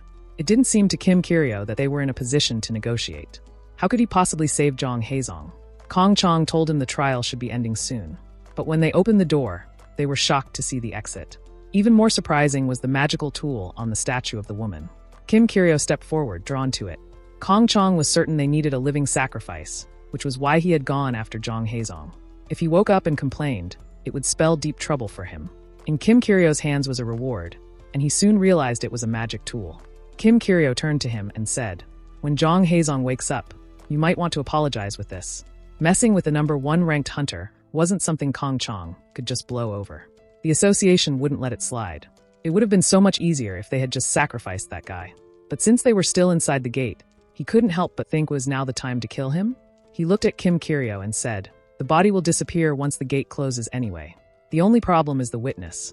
From his perspective, there was no reason to keep quiet about Kong Chong killing Jong Haezong. Kim Kye-ryo realized that he was also planning to kill him too. According to Kong Chong, Kim Kye-ryo was being ridiculous and only needed a small favor. Kong Chong placed his head on Kim Kye-ryo's shoulder and, with a menacing tone, asked if he could testify that he had knocked out Jong Haezong. Kong Chang's eyesight drastically improved thanks to a rare item called the Dragon's Eye, which he obtained from an A-rank monster known as the Green Dragon. The Dragon's Eye granted him clear vision to spot distant objects, enhanced his magic, and even allowed him to gauge others' awakening levels. With these eyes, he no longer had to squint to see clearly until that moment. Did he just see something wrong? It was our boy unleashing a strange form of magic, something Kong Chong had never seen before. The amount of power wasn't much, but there was a possibility that this person possessed that skill the one hunters worldwide were desperate to find. And when our boy revealed that he was an F-rank hunter, Kong Chong immediately grasped the situation. An F-rank, staring him straight in the eye like this? To ordinary people or low-level awakened ones, high-level awakened ones were like giant beasts. It had been a long time since Kong Chong could even walk into a convenience store without feeling uneasy. The idea of Kim Kye-ryo being an F-rank hunter was nothing short of absurd. Kong Chong, driven by his growing curiosity, couldn't resist the urge to provoke Kim Kye-ryo a bit. Whether faced with a sudden traffic accident or a luxurious offer worth hundreds of millions, Kim Kye-ryo remained entirely expressionless. After all, Kong Chong, who had been the center of attention his entire life, found himself actually appreciating Kim Kye-ryo's complete indifference. So no, this had absolutely nothing to do with Kim Kye-ryo's current attitude bothering him. Kim Kyoryo only needed to say one thing. There had been friction during the raid, and he had to calm Jong Haesong down. Kim Kyoryo asked, "What if he refuses?" Kong Chong replied, "Then he can't go down alone." Actually, Kong Chong could handle the Jong Haesong issue on his own. However, what really intrigued Kong Chong was the kind of ability Kim Kyoryo was hiding. Kong Chong thought that if Kim Kyoryo were really hiding something, he would react in some way to such an unreasonable threat. But then, to his surprise, our boy agreed, saying he had put Jong Haesong to sleep. Kong Chong was confused, noticing there wasn't even a hint of fear in Kim Kyoryo's expression. This suggested he wasn't acting out of fear of Kong Chang's threat. He considered that it might be to avoid conflict entirely. Reflecting further, Kong Chong recalled that Kim Kyoryo had mentioned he currently couldn't enter S-rank gates, which implied he had been able to do so in the past. Kong Chong wondered if Kim Kyoryo was actually a high-level awakened one. If he had deliberately lowered his magic level to that of an insect, it must feel as suffocating as being gagged and restrained. Because of this, Kong Chong couldn't even guess what kind of awakener Kim Kyoryo was. But was there truly a need to lower his awakening level all the way to F rank? Kong Chong wanted to investigate further, though it might be irrational. They finally made it out of the dungeon, and somehow, our boy had survived.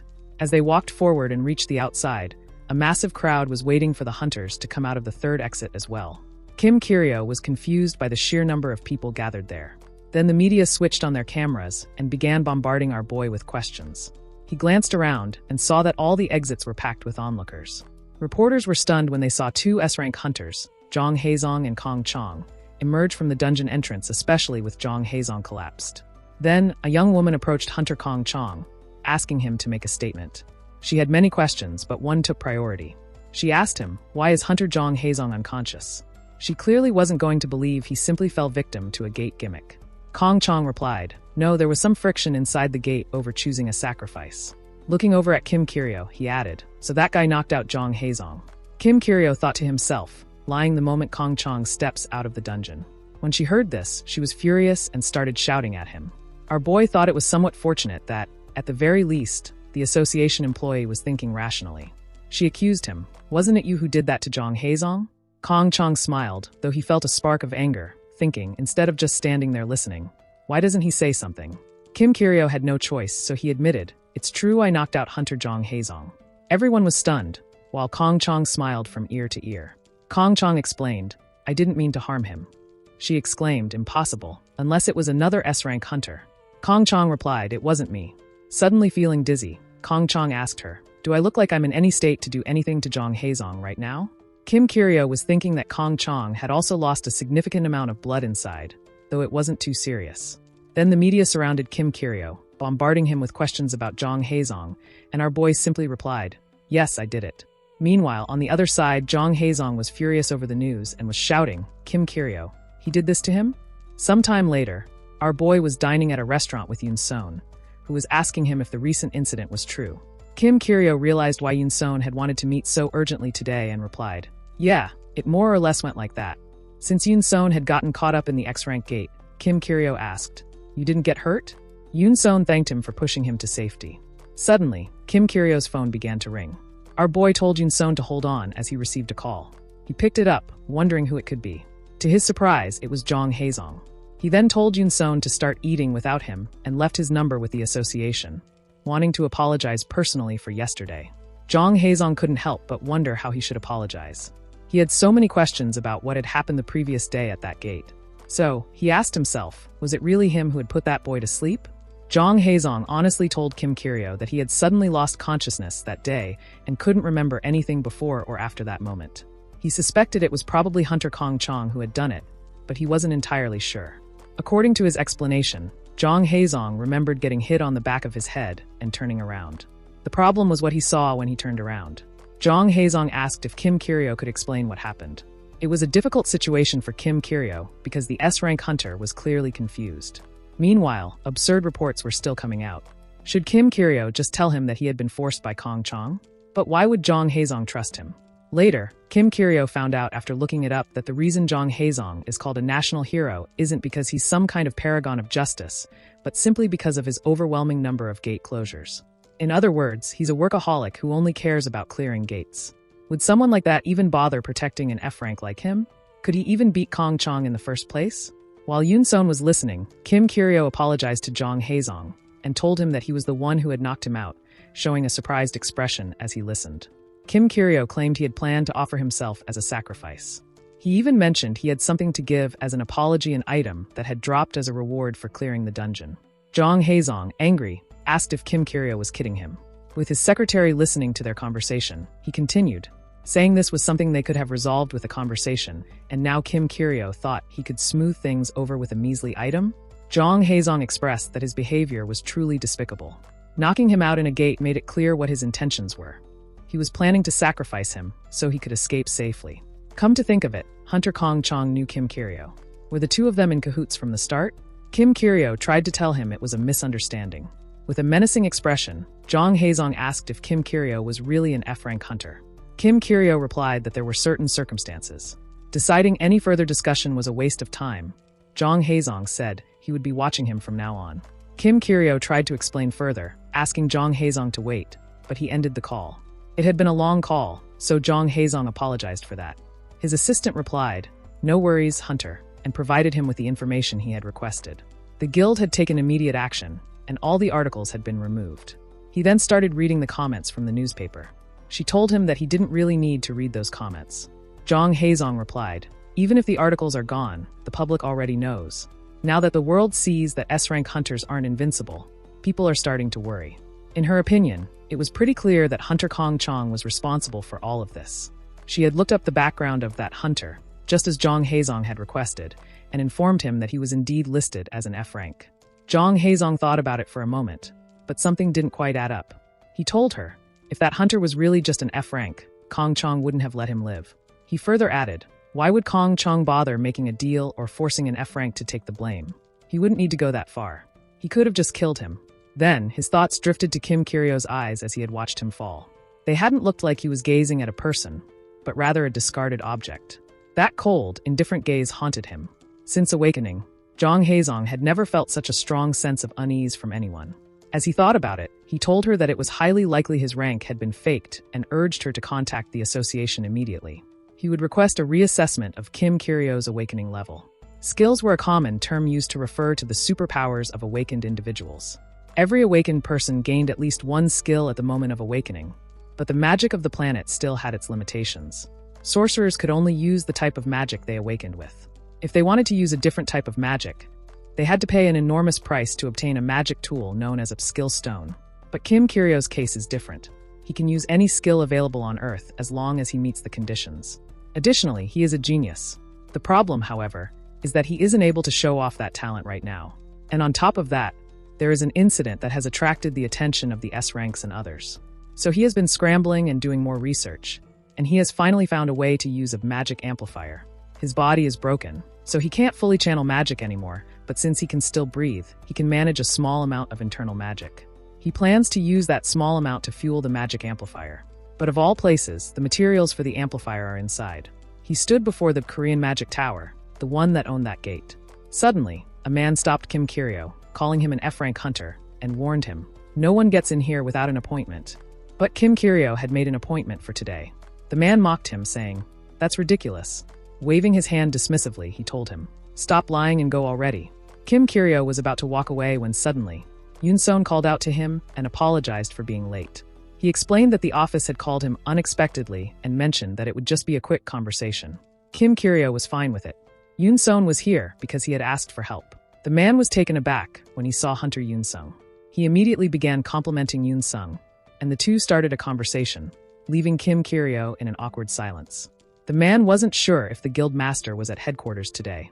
Yoon-son told him that she had replied, saying she'd be here. After hearing that, the man reluctantly told them to come in.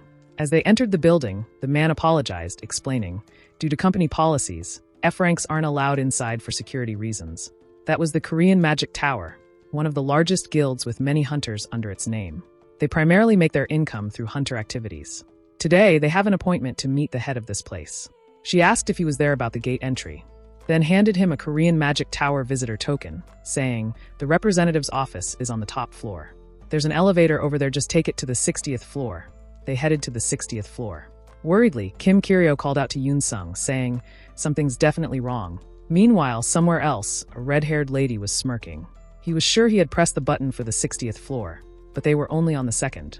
He asked if the elevator was broken. Yoon-sung apologized, explaining that he hadn't mentioned it earlier, but it seemed like they were being tested. Seeing his confusion, Yoon-sung continued, "There are rumors about the tower's representative, the guild master, having a strange personality. She acts like she'll definitely meet you, but when visitors arrive, they're thrown into a maze she created." Kim Kiryo believed she would only meet those who passed her test. He suggested they try taking the stairs, but when he opened the door, the situation seemed ridiculous. They had come up from the second floor, yet now they found themselves in the underground parking lot. He quickly told him to just head back to the second floor. He asked how many people had passed the test so far. Yoon-sung wasn't sure. He hadn't heard anything about it and replied that there might even be no one who had passed. Kim Kiryo scoffed. "Come on, there's no way no one has passed, especially since the staff must know the way." He answered, "Only a few people in the executive office would know." He added, "How are they supposed to clear such a complicated maze by ourselves? Are they expecting us to waste expensive items trying?" He guessed they might be the ones who had urgently requested the visit, but to pull such a prank. What a terrible hobby. "But this maze is well made," Kim Kiryo remarked, almost eager to meet the sorcerer who had created it. "A maze made of magic? It feels like a sense of achievement from my hometown." They stood in front of a door when Yoon-sung asked, should they split up and try to find the way? Kim Kiryo reassured him, "Don't worry. Even if he has become useless, he still has one thing he can do. The magic structure is this simple, and these primitive people can't find the way." Kim Kiryo thought, his confidence growing. Then, he found the path to the top floor. Yoon-sung was surprised. Kim Kiryo had one question for Yoon-sung. "If you want to empty the inside of the elevator door, do you send the elevator to another floor?" Yoon-sung was confused, so Kim Kiryo explained, "This is a vertical shaft. The box should be moving vertically." He told him, "Wait a moment," and Yoon-sung, still confused, looked towards Kim Kiryo. The first thing they needed to do was call the elevator. The second thing was to go inside and press the button for a higher floor. Third, before the door closed, they had to quickly exit. "Move back," Kim Kiryo told Yoon-sung. Then, with a swift kick, he hit the door. Yoon-sung, worried, watched as the door fell, revealing the space behind it. Yoon-sung, still confused, asked Kim Kiryo what he was trying to do. "Let's go, Yoon-sung," Kim Kiryo replied. "Where are we going?" Yoon-sung asked. "This floor is connected to the one above by a gate," Kim Kiryo explained before jumping down. He began to fall slowly and landed safely. Yoon-sung had jumped over even more dangerous cliffs inside the gate. "Why is this so scary?" he asked, looking ahead when someone said, "He managed to get there." A beautiful red-haired lady spoke, fastest among all the participants of her maze. She never thought he would find the hidden emergency escape route. That was impressive, but she added, "This is where the free ride ends." From now on, he would be facing her, Esther of the Magic Tower. She gestured for them to please have a seat and then called out to Yoon-sung, the hunter. He was surprised. She asked, "Could you introduce the person next to you? From what I can see, he seems like a skilled analysis worker." She further added, "But with your pathetic analysis skills, you wouldn't have been able to get out of the maze." She had set the difficulty high, yet he managed to solve it too easily. Kim Kiryo wondered, is she the one who created the maze? From what he had heard, she seemed to have a unique personality. He introduced himself as Kim Kiryo. She liked people with skills. "Kim Kiryo, let's get along well since we share a rare attribute." He was confused, thinking, what does she mean by that? She explained, "Awakeners with analysis-type skills are very rare, so you can be considered quite special as well." Yoon-sung explained, "By the way, Esther here is a curse attribute hunter, one of the only few in the world." Kim Kiryo thought about it, recalling that he had seen information about this company while searching. Esther, the curse attribute awakened, hunted monsters using status ailments like weakness and slow. He would guess that, on Earth, most awakeners were like Jong Haezong and Kong Chong, who had awakened simple fire spells and the ability to enhance their strength. Awakeners like Yoon-sung, who manifested defensive or healing magic, were even fewer. Those with special abilities like analysis, curse, or mind control must be extremely rare. He apologized for not recognizing her right away, explaining that he was a bit out of touch with the news. She replied, "It seems you've been holed up in some corner, just working." She had been appearing on broadcasts quite a lot lately. But then again, with his impressive skills as an analysis-type awakener, he must have been busy with requests. "Anyway, let's wrap up the small talk here." She asked Yoon-sung, and he mentioned he had business at one of their magic tower's gates. He replied, "But actually, it's not me who has business there." Kim Kiryo wanted to enter the gate and added, "Yoon-sung is just helping me set up the appointment." Since he was such a low-ranking awakener, the staff wouldn't attend to him. She realized he was a rank F. She said, "That's pretty typical for an analysis worker. Though, you're particularly low even among them." He thought, so, she meant passing the maze she created? He didn't find that particularly strange. She asked, Why do you want to enter this gate? If you're thinking about gathering resources, that would be a problem. She added, the materials that come from the trees there aren't even enough for me to use. He absolutely wouldn't touch the area with the trees. She replied, wasn't it the fruits you were after? Even so, it's difficult for me to grant permission. The analysis awakened here is from a different guild. Since you came here with Yoon Sung, does that mean you belong to the Neo Sisters Guild? Anyway, how much money do you think it would take to monopolize a single gate? She wouldn't want to fatten up someone else's guild with profits earned through our hard work. Still, if you really want to enter, I'd prefer if a hunter didn't come. I do prefer to talk guild to guild. She told him, just so you know, I don't like to play favorites or tiptoe around, so make sure to let your guild know that. It would be better for your reputation to calculate the entrance fee fairly from the start. He thought what valuable resources could be hidden in a low-tier dungeon, barely at D rank, for her to act so boldly. She wouldn't even know half of the useful resources inside. He said, but Hunter Esther. He apologized, explaining that he wasn't affiliated with any guild. She was confused, so Yoon Sung clarified that he always worked alone. Kim Kiryo added that she had been referring to him as an analysis worker, but he had never actually done that kind of work before. The only person he knew in the industry was Yoon Sung. She was surprised when she heard him say that helping him wouldn't fill the pockets of another guild. It was truly a personal request. He never intended to enter someone else's gate for free. She told him to wait a moment, and then she started laughing strangely. He was scared, thinking, why is she suddenly licking her lips? Kim Kiryo hadn't even mentioned the mouth-watering part yet, though. She smiled creepily, slammed her fist on the table, and shouted at him. Why didn't you say that from the start? He looked confused. Then, with a sudden burst of excitement, she invited him. Come to the magic tower. If he agrees to this, she'll give him the entire gate. He was overjoyed inside when Yoon Sung whispered, large guilds have an overwhelming supply of magic stones and equipment. People with appraisal skills are highly sought after. He thought, these primitives can't even check the purity of a magic stone with their own eyes. To avoid getting scammed in magic stone trades, they'd practically need to carry an appraiser around. Esther offered eagerly. The signing bonus is 500 million. He looked at her with concern, and she misread his expression, assuming he thought it was too little. Esther clutched her head in despair as Yoon Sung tried to calm her down, while Kim Kiryo's mind wandered to the 500 million. Just how many bowls of rice soup could he get with that? She scoffed at him, saying, at the Korean Magic Tower, we already have plenty of excellent appraisers on staff, so the workload won't be too heavy. He thought, just sit at a desk sorting items, and I'll be rolling in money. No need for tough and risky hunter work. I'm definitely saying yes. Then she added, plus, you'll only need to work 4 days a week. He was horrified at the mention of the word work. He had reincarnated solely to retire. And now, he was supposed to sign a contract with his own hand and go back to work? Commuting, overtime, morning greetings from the boss, and annoying customer complaints. There was no way. He absolutely refused to work. As they planned to add an incentive to the contract, Kim Kiryo slumped in a corner, despairing, and apologized to her. He would pretend he hadn't heard that offer. She asked him, how much do you want exactly?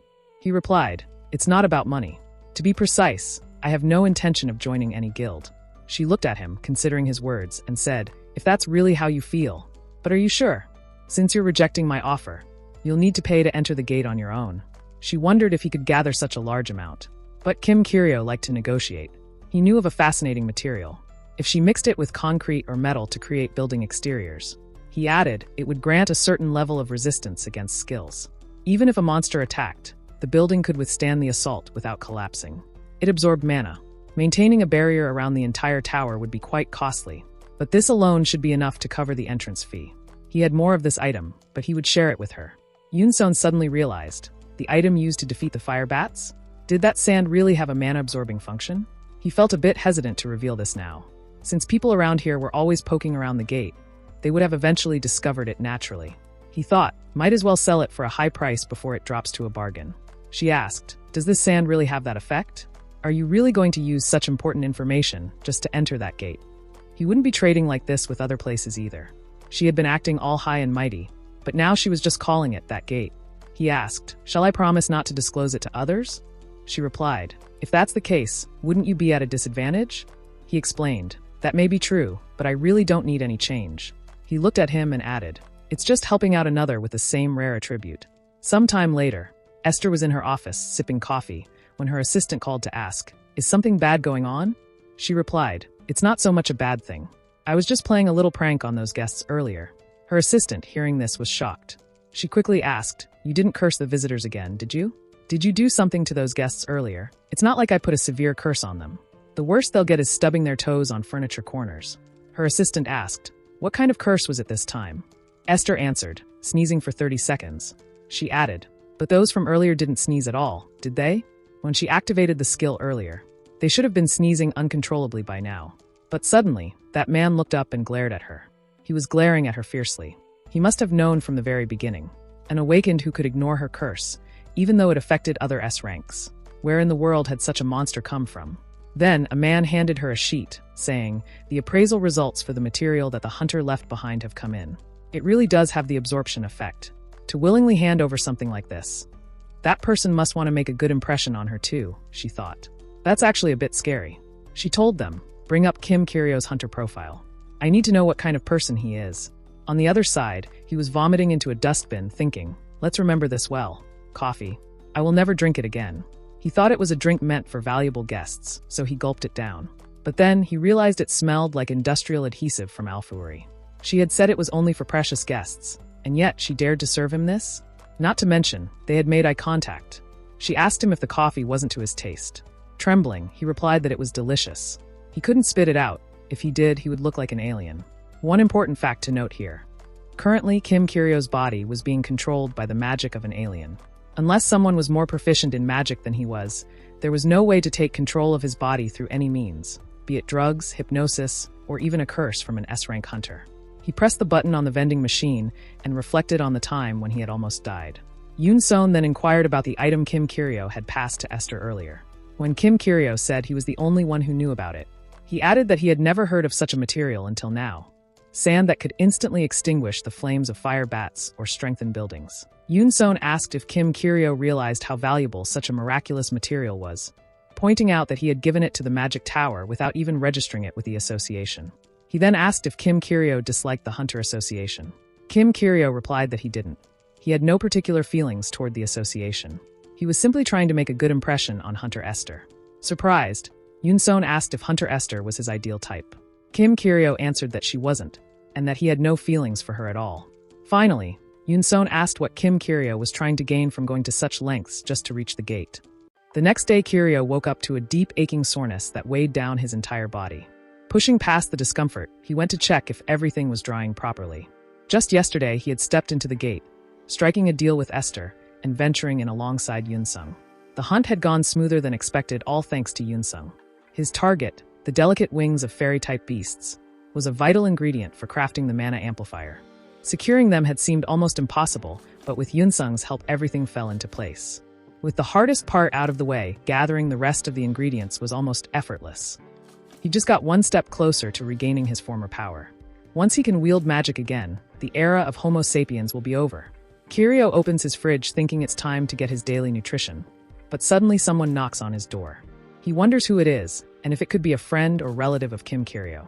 Two imposing men in black suits stood outside as he told them he was coming out now. Regardless, Kiryo thought that if it was someone he knew in life, things could get complicated. Before him stood Woo Yun stating she was from the Hunter Association and asking if she could speak with him for a moment. When he asks why she is here, she firmly instructs him to step outside. She surveys his house while apologizing for the unannounced visit, but explains that they are obligated to handle this matter without prior notice as per regulations. She notices his rundown home and the remnants of a meal, realizing he had eaten noodles. She decides to formally clarify the reason for their visit, stating that they received a report suspecting him of an illegal awakening registration. Upon investigation, he was flagged as a potential fraudulent registrant for misrepresenting his rank. They were required to conduct a re-evaluation of his awakening, so she requests that he accompany them to the Hunter Association immediately. He asks her if it has to be right now, and she confirms, adding that unless he prefers to be taken by force. Meanwhile, the bodyguard looms over him menacingly. A nervous Kiryo resigns himself to the fact that lunch is definitely off the table today. They were driving in a black car, and to explain why Sun Woo-yun had only approached Kim Kiryo now, it was necessary to go back a few weeks. When she first met Kim Kiryo, he claimed his rank was F, but she couldn't believe it and immediately started shouting at him. His reaction was so unlike an F rank that she began suspecting rank fraud from that moment on. Her suspicions only deepened after reviewing his records, which was just a single recorded gate entry, and that was the entirety of his hunter career. Then Kiryo single-handedly defeated a C-rank monster in broad daylight. She couldn't believe such a feat was even possible. If someone like that was faking their rank, it was dangerous, and she didn't know what they might do among weaker hunters. Still, Sun Woo-yun lacked the authority to investigate further, so she simply filed a suspicion report on Hunter Kim Kiryo. Normally, that would have been the end of it. However, a few days later, she was completely stunned by the news, and everything shifted when Young Ha-sung, who had returned unconscious from a gate, filed a report against Kim Kiryo. She was just a civil servant, but if even a hero like Young Ha-sung had suspicions, that was an entirely different matter. There was no way Kim Kiryo wasn't concealing his true rank. She had expected him to resist or flee when they notified him of the reevaluation, yet he was surprisingly compliant. Earlier, his house had seemed so small and worn down. Even derankers didn't live that modestly. She wondered if he was simply frugal or if he had hidden assets somewhere. Kiryo emerged from a room wearing a gown and inquired about the cost of a reevaluation, explaining that he didn't have any money on him. She informed him that the test fee was around 480,000 won, but since this was an investigation-based reevaluation, there was no charge. However, she added that this only applied if his rank remained unchanged. If rank manipulation was detected, he would be fined and the test fee would be imposed. He wondered if he was at risk, but looked ahead, where some people were taking the test by inserting a device into their mouths. He finds it primitive because with a setup like that, they can't properly measure the power of someone with respiratory issues. Since Kiryo is a heavy smoker, his lungs are in bad condition. He assumes there's nothing to be concerned about. However, Woo-yun guides him elsewhere, explaining that the reevaluation utilizes the latest equipment. She clarifies that the previous method lacked precision for those with lung conditions. He realizes that Earthlings are already aware of such issues and wonders if they have refined the process. She asserts that he had numerous chances to correct his rank voluntarily. But Kiryo insists there has been some misunderstanding. The two bodyguards lift him as she decides to proceed without delay. She adds that he doesn't need to remove any metal items while he silently pleads for them not to go through with it. After a while, the results come out. She examines the report and states that if the results deviate significantly enough to alter his rank, he will be classified as a false ranker. She was convinced he had seen on the news what happens when someone is found guilty of false reporting. But he had never come across such information before. Anxious, he hadn't anticipated such advanced machinery and wondered if his immense mana, previously concealed due to his lung issues, would now be exposed. He couldn't even figure out where to begin explaining, and more importantly, the inspection fee of 480,000 won was even more daunting to him. She is completely taken aback as the results confirm that he falls into the F-rank category with no signs of fabrication. She mentions that his value has increased by about 2 compared to last year's findings, but this level of growth isn't significant, which surprises him. He asks if that value could continue to rise in the future. She refutes the possibility, explaining that while it typically increases like this, it eventually plateaus since the innate awakening value doesn't naturally change. Then Kiryo realizes, this body truly had F-rank mana all along. The reason he kept failing at magic was that the fuel tank had been empty from the start. It wasn't that the output device was faulty, it was his lungs. He followed the same path, but the golem didn't even notice him and only attacked on Yunsung's team. He wonders if it was because the golem never even registered him as an intruder. Worried, Woo-yun calls out to him as he gasps for breath. Kiryo realizes he must come to terms with the fact that his reincarnation magic is a complete failure. Now he resolves to live as the weakest low-tier mage on this planet. While walking home, he contemplates that even a great mage isn't immune to failure. He wonders if it's ultimately for the best that he realized it quickly, as this puts all suspicions to rest. She asks if he is certain it's okay, and that he doesn't need to go to the hospital since side effects from tests for low-tier awakened can occur sometimes, especially if he is still feeling dizzy. He appreciates Woo-yun's concern but reassures her that he is perfectly fine. But she notices that his expression has been troubled ever since the test. Kiryo can't believe an Earthling is actually concerned about him. Casually, he asks Sun Woo-yun how she knew he was home today given that it's a weekday in broad daylight. She responds that it's her awakening skill to search her. Still puzzled, Kiryo listens as she begins explaining it to him. As they walk, he suddenly stops her and tells her to look down at her feet, leaving her stunned. Someone was lying there dead. Surprised, she looks down closely and realizes it's a raccoon. Kiryo assumes it was hit by a car. He kneels while she mentions that this kind of thing happens around here sometimes. He suddenly picks it up, startling Woo-yun, and says such a shame. She wonders if he meant to say it's unfortunate. She assumes it's been dead for a while and cautions him against touching it like that. He can just wash his hands. She flinches as he abruptly lifts it again and decides to leave. He says once she turns into this alley, his house is right there. They are almost there, and she tells him to get home safely. She wonders if he plans to take it and bury it. In Alpori, there were 2 primary materials for golems: One is mineral golems formed from rocks and metals, and the other is organic golems created using animal corpses. In short, Kim Kiryo had just secured a valuable test subject. He considers it fortunate, as on Earth biological samples are scattered everywhere, and decides that once he completes the magic amplifier, he will have to test it on this specimen first. However, Kim Kiryo's actions leave a lasting impression, and Woo Yun thinks he has an unexpectedly kind side too. After a while, Kiryo was at home, but his ingredients weren't blending properly. He wondered if the humidity was to blame. It was frustrating trying to get the concentration right without the proper tools. His phone started vibrating just as he was considering regaining his magic, even if it was only F grade. Already in a foul mood, he wondered who would be calling at this hour. He regrets adding the analysis skill to Kim Kiryo's profile after reading a post that claimed listing skills makes work opportunities easier to find. He hadn't realized it would be visible to outsiders. The moment he added the analysis skill, scouting offers began flooding in. Now he is too drained to even respond, completely worn out. He checks another scouting offer, this one about a chocolate advertisement boasting it as the sweetest in the world. He assumes they had arranged a meeting at the convenience store. He was walking through the dark alleyway, exhausted. But since they had said it was prepared just for him, he figured ignoring it would be rude. He grew confused when he spotted a black van blocking his path. As he got closer, he wondered why a car was parked there. Just as he was about to complain about their lack of manners, the van door suddenly swung open.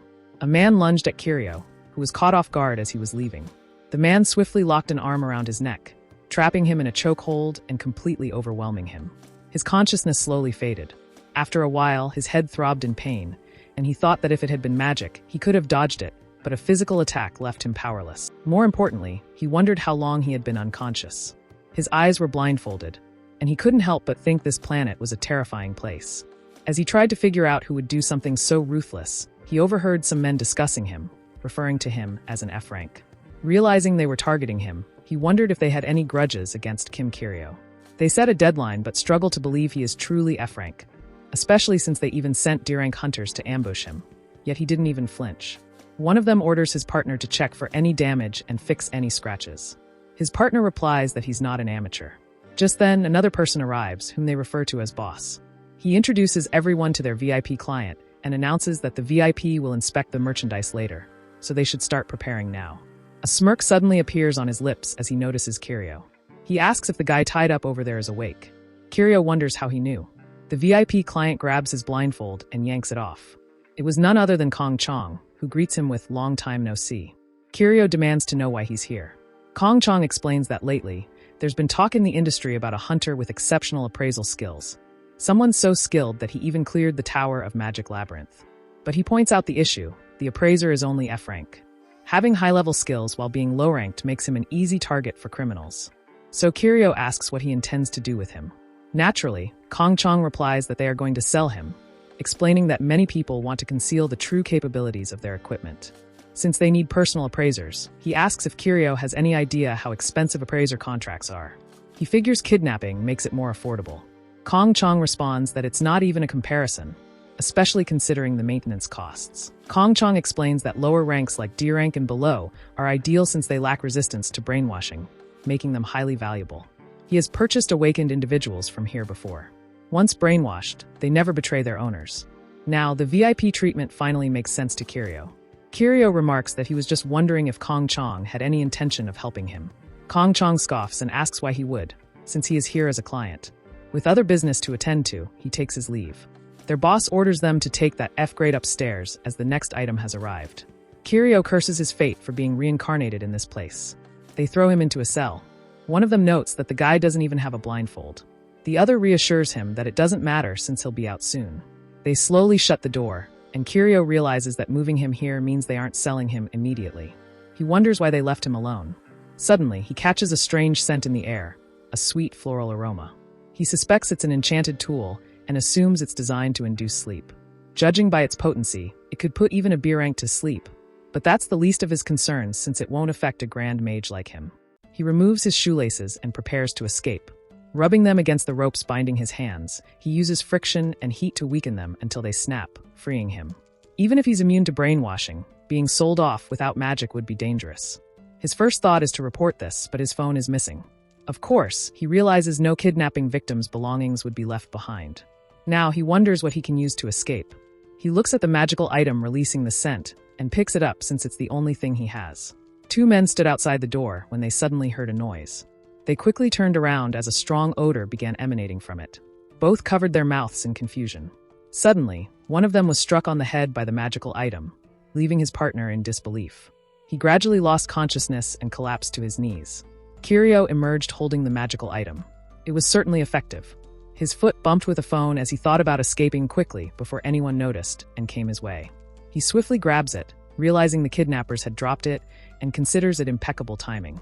He dialed 112, thinking that if he were an ordinary earthling, there was always someone he should contact in a crisis like this. The police answered and asked for his emergency. Kirio responded that he had been kidnapped, but they couldn't hear him clearly. He tried to repeat himself, but the call cut off. He wondered if the phone was damaged or something. Then he decides to try texting instead, as this should be more effective. But when he asks how long it will take for them to arrive, they keep responding with automated messages. He wonders if they even saw his message and whether it actually went through. That was far from reassuring for Kirio. He decides to prepare a backup plan, just in case, by messaging Yoon-sung. After sending the report, he puts his phone away and retrieves the enchanted artifact again, thinking this is the moment to resume his escape. Two men were walking through the warehouse when they suddenly noticed something unusual ahead. A haze was forming in the air. As they stepped inside, one of them asked did any of their boys dye their hair? While Kirio swung the magical item, he made a quick motion and swiftly hurled it at one of them, hitting him directly in the face. The second goon realized who it was, but it was too late. Kirio had already struck him as well. Blood started trickling from his nose as he lost consciousness, and Kirio knew it. When dealing with magical artifacts, shattering the core is always the fastest solution. He needed to find the exit first, but he had no idea about the building's layout, and all the windows were completely sealed. He was stunned to sense a massive magical surge, strong enough to track someone trapped in an F-rank body. Then it hit him. It was a gate. There was no doubt about it. A gate was just outside this building. He thought, hunters' hunting grounds are usually in open areas like hills or vast plains. Using this as a landmark, he figured he could navigate his way out. The noise had drawn more goons, forcing Kirio to flee. His first instinct was to head downward. Suddenly, the pain in his leg flared up again. It hadn't been long, yet his legs were already failing him. Kirio glanced back as they spotted him, and they all rushed after him. Just then, their leader realized something and yelled for them to stop, but it was already too late to turn back. Kirio swung the magical item, and the smoke spread towards the goons, who covered their mouths. He hurled it at one of them, but someone effortlessly caught it. It was none other than their leader, who mocked Kirio as F-rank. He swiftly sprang toward Kirio, clamping a hand over his mouth while driving Kirio into the wall with his other arm. He warned Kirio that he usually didn't interfere with the goods he sold, but today, before he could finish, Kirio seized his arm and drove a knee strike into his chin. He was sent tumbling and fell unconscious. Others were also unconscious because of the smoke, and Kirio groaned that everything was unbearable. Worried, he glanced down at the magical item, noticing its mana was already depleted. His luck was terrible today since he had been caught attempting to escape, his leg was acting up, and now the incense burner had failed. As he was thinking about how things were only getting worse, something strange happened to the gate. It had turned into an exit. He could sense the gate's energy beyond that door. He stepped toward it and, considering the typical architectural style of this world, assumed that if there was a door that massive, it must lead outside. He pushed it open, realizing it wasn't even locked. Kong Chong and the kidnappers were stunned when they saw Kirio near the door. They couldn't believe how item management had become so careless that someone had actually escaped. He was doomed because Kong Chang-ho was there and thought if only Kong Chang-ho had stayed outside. Kirio realized he must have sensed the magic and rushed over. One of the goons shouted at him, demanding answers about the people on the upper floor. They wondered, had this guy really taken down all those people by himself, and was the report false? Kirio realized these guys hadn't even noticed he had used the incense burner to take down their subordinates. If he had acted tough, he could have simply escaped. But that was only possible if Kong Chong wasn't here. The boss apologized to Kong, exclaiming that just as a major deal was about to be finalized, this disaster had unfolded. He then asked Kong Chong for a favor, admitting it was a bit much but still requesting his assistance. Kong Chong feigned confusion, prompting the boss to clarify that he needed him to capture that hunter. Since transportation would arrive at midnight, and while their people could handle it, he asks wouldn't it be faster and more foolproof if an S-rank hunter like him stepped in? Kirio couldn't believe they were assigning such an important task to a VIP. Naturally, Kong Chong agreed, since they were in the same boat, just as the boss had expected. Poor Kirio was dumbfounded at how easily he accepted. The boss mentioned needing an analysis type awakened and suggested giving him a massive discount in exchange. Kong Chong then turned to Kim Kiryo and asked if he had caught that, assuming the boss already knew the product would start breaking down in several places soon. Kiryo had no idea what to do and wondered when the police would finally show up. Kong Chong whispered the idea of escaping to him since the back road was wide open, saying that if Kiryo made a run for it, he would overlook it this time, considering how hard Kiryo had tried. Deep down, Kiryo wondered if Kong Chong really thought he wanted to be trapped like this. He wasn't sure anymore and called out, asking if he had ever seen him run before, which caught Kong Chong completely off guard. As Kiryo stared at him intently, Kong Chong recalled every past encounter he had with Kiryo and realized it had never happened, not even once. Kong Chong asks if Kiryo won't flee this time either. He decides they should resolve this here, but Kiryo denies it and quickly surrenders, leaving Kong Chong puzzled. Kong Chong mocks him, pointing out that he fought through all the guards to reach here, only to surrender now. Internally, Kiryo denies it, admitting he didn't defeat them and wonders if Kong Chong thinks he's like him. However, Kong Chong never expected him to surrender. At the same time, Kiryo wouldn't trust the words of someone who had already escaped once. Just as he was about to speak, a surge of mana began flowing around them, and they both quickly looked ahead. A man appeared from the gate, asking his superior if he was there. Kiryo realizes it's not a gate, but a magical passageway used for spatial movement. The superior tells him he's right on time as always. The man replies that Koreans value keeping promises. Kong Chong arrives there and asks if this man is the transporter. The boss explains that the transporter is an incredibly rare mage with spatial movement abilities, capable of even transporting people. Kong Chong couldn't believe he was encountering him in person. While the boss introduces Kong Chong to the transporter, Kiryo wonders if he should take this chance to flee. Kong Chong begins releasing his purple energy as the transporter greets him. But suddenly, he strikes the transporter in the face, sending him flying and knocking him unconscious, with blood spilling from his head. Kiryo is taken aback by this, while the boss starts shouting at Kong Chong as the transporter lies motionless on the ground. Kong Chong coldly gazes at the others and explains that he invested considerable time and resources just to deal with this one issue, as awakened individuals who can use spatial teleportation can slip away at the slightest mistake, making it difficult to find an opportunity. He assures Kiryo that whether he was involved in illegal trade or gate occupation, it mattered little to him. However, Kiryo remains confused by the events and doesn't grasp Kong Chang's words. Kong Chong then turns menacingly to the other goons, explaining that smuggling someone out of his jurisdiction overseas is an entirely different matter. One of the goons tells the boss to enter the gate, but Kong Chong is already behind him. He delivers a punishing blow to his face, sending him flying. Kiryo had expected there was no way to defeat the opponent, as being S rank was not without reason. The hunter ranks originally ranged from A to F, but eventually, hunters with immense power emerged, leading to the creation of an additional rank. The newly introduced rank is S rank. As the man collapsed before Kiryo, it became evident that S rankers are the apex of the food chain on Earth. The boss, completely terrified, was pleading for his life.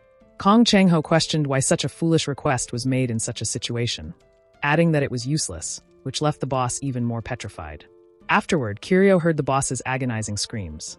Indeed, it became clear not to cross Kong Chang-ho. Suddenly, the wail of police sirens was heard, and the police arrived outside the warehouse. Kong Chang-ho asked if the police had been summoned, and Kiryo confirmed it, leaving Kong Chang-ho speechless. This caused Kiryo to worry, and he inquired if something was wrong. Kong Chang-ho let him know not to try to involve him with this organization, as stopping his smuggling of Korean awakened people overseas was the sole objective. Kiryo states that it is the police's responsibility. Kong Chang-ho explains that if he knew how slow the police usually are, he wouldn't have said that. Normally, it would have taken days to locate this place.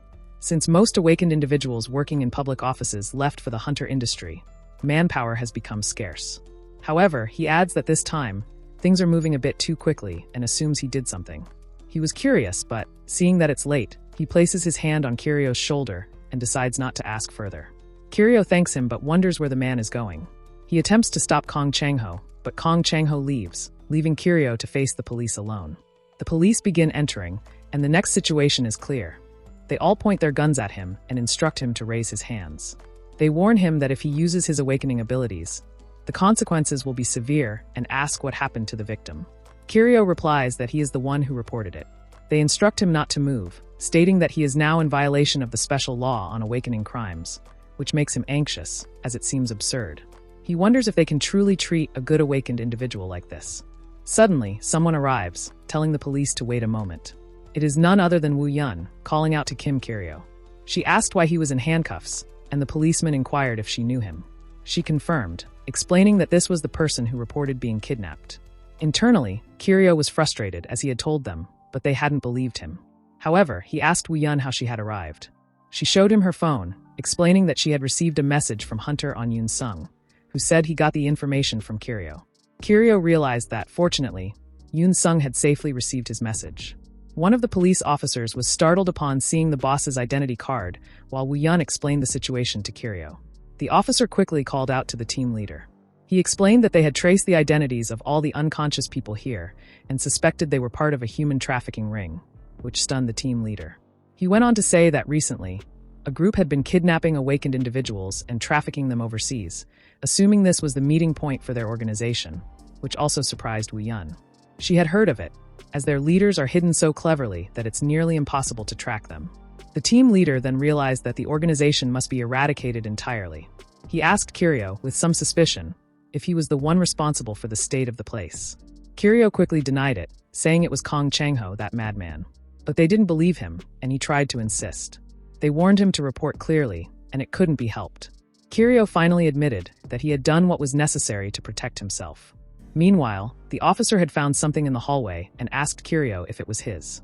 Now that Woo Yun thought about it, she realized that Kim Kiryo wasn't even restrained, as he was found in the boss's room and had reported this himself. Furthermore, now that she observed him closely, she noticed that he had almost no external injuries, and though he was about to be sold overseas, he maintained such an indifferent attitude. She began to wonder if Kim Kiryo had really been kidnapped, or if he had orchestrated everything. After that, he says he never intended to do this while gazing at the magical item. But he figures that obtaining such a tool for free is a gain, especially since the police couldn't determine its full effects or even identify its rightful owner, meaning it must be exceptionally rare. He liked that he could recharge it and continue using it, and he was unfazed if someone abandoned him to suffer alone. He could simply laugh it off. He assumes this can only be used on humans and won't affect beasts or monsters. Suddenly, steam starts billowing from the port on the gas. He swiftly shuts off the burner. While pouring the liquid into a glass, he exclaims that this is the ideal color. He marvels at creating something like this from inferior materials on a remote planet and thinks he is truly the legendary genius Archmage. It was the magic amplification elixir. When consumed, it elevates the minimum threshold required for magic activation, enabling temporary use of magic. As he drinks it, he metaphorically explains that it supplies the initial energy, much like a lighter's flint. The potion's effect lasted 5 minutes, just enough time for him to complete a single spell. Magic energy surged through his hands as he prepared to cast his first spell on Earth. He focused energy around his right kneecap and calf muscle, repairing them while casting a physical condition stabilization spell. He wondered if it had worked. When he checked, he realized it had, as there was no more pain. But it was too soon to celebrate, as the journey ahead would be an endurance test. Confirming it himself only reinforced the fact that Kim Kiryo's mana level was abysmal. His mana would be completely drained from just a basic spell. To make matters worse, his lungs lacked efficiency, limiting how often he could use the amplification elixir. Still, he chose not to dwell on it. A success was still a success. Determined to stay as optimistic as possible, he decides to see what he has for today. Suddenly, he heard a knock on his door and went to check, wondering if it was Seon Woo-yeon again. As he opened the door, he saw an old man standing before him, surprised to find him home, since he was just about to call him. Kiryo realized this man was the landlord. The old man apologized for dropping by unannounced. Calling him student, he asked if this month had also been difficult, but Kiryo was confused. The old man then explained that he hadn't received this month's rent yet, completely catching Kiryo off guard. He showed him a stack of bills, saying it had already been 3 months, and he couldn't wait any longer. Horrified, Kiryo wondered how many months' worth of bills had piled up. The old man warned that if he kept this up, he would continue receiving phone calls and needed to pay soon. He had decided to wait only until the end of the month. Kiryo then asked how much the rent was. He replies that the rent is 450,000 won, making it 1,350,000 won for 3 months, which shocks Kiryo. The old man leaves, saying that if he can't pay by the deadline, he should vacate the room since he is asking politely. Kiryo closes the door, realizing the situation is serious. If he can't pay 1,350,000 won, he will be forced out, but his current balance is only 3,351, and there are only 14 days left until the end of the month. Adding up the bills, the total amount he needs to prepare, including rent, reaches a staggering 2 million won. He wonders if there is any way to get the money and recalls that he may have buried some cash somewhere. Suddenly an idea strikes him, and he quickly grabs his phone. He doesn't want to resort to this method, but has no choice, so he dials Kong Chang's number to collect the buried money. The scene shifts to a towering skyscraper where Kong Chang asks if he is referring to the settlement money from the previous traffic accident.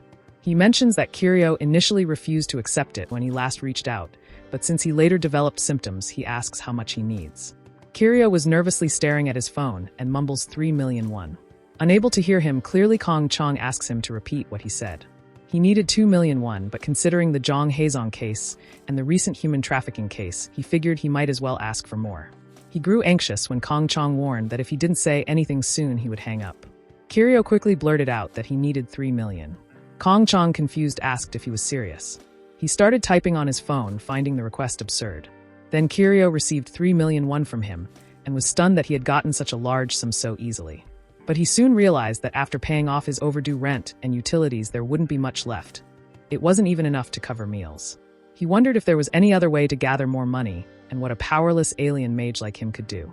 Just then he received a call from Yoon Sung and realized he hadn't even properly thanked him, yet Yoon Sung was the one reaching out first out of concern. As he answered the call, it struck him that an A-class hunter could earn millions to tens of millions in a single dungeon raid.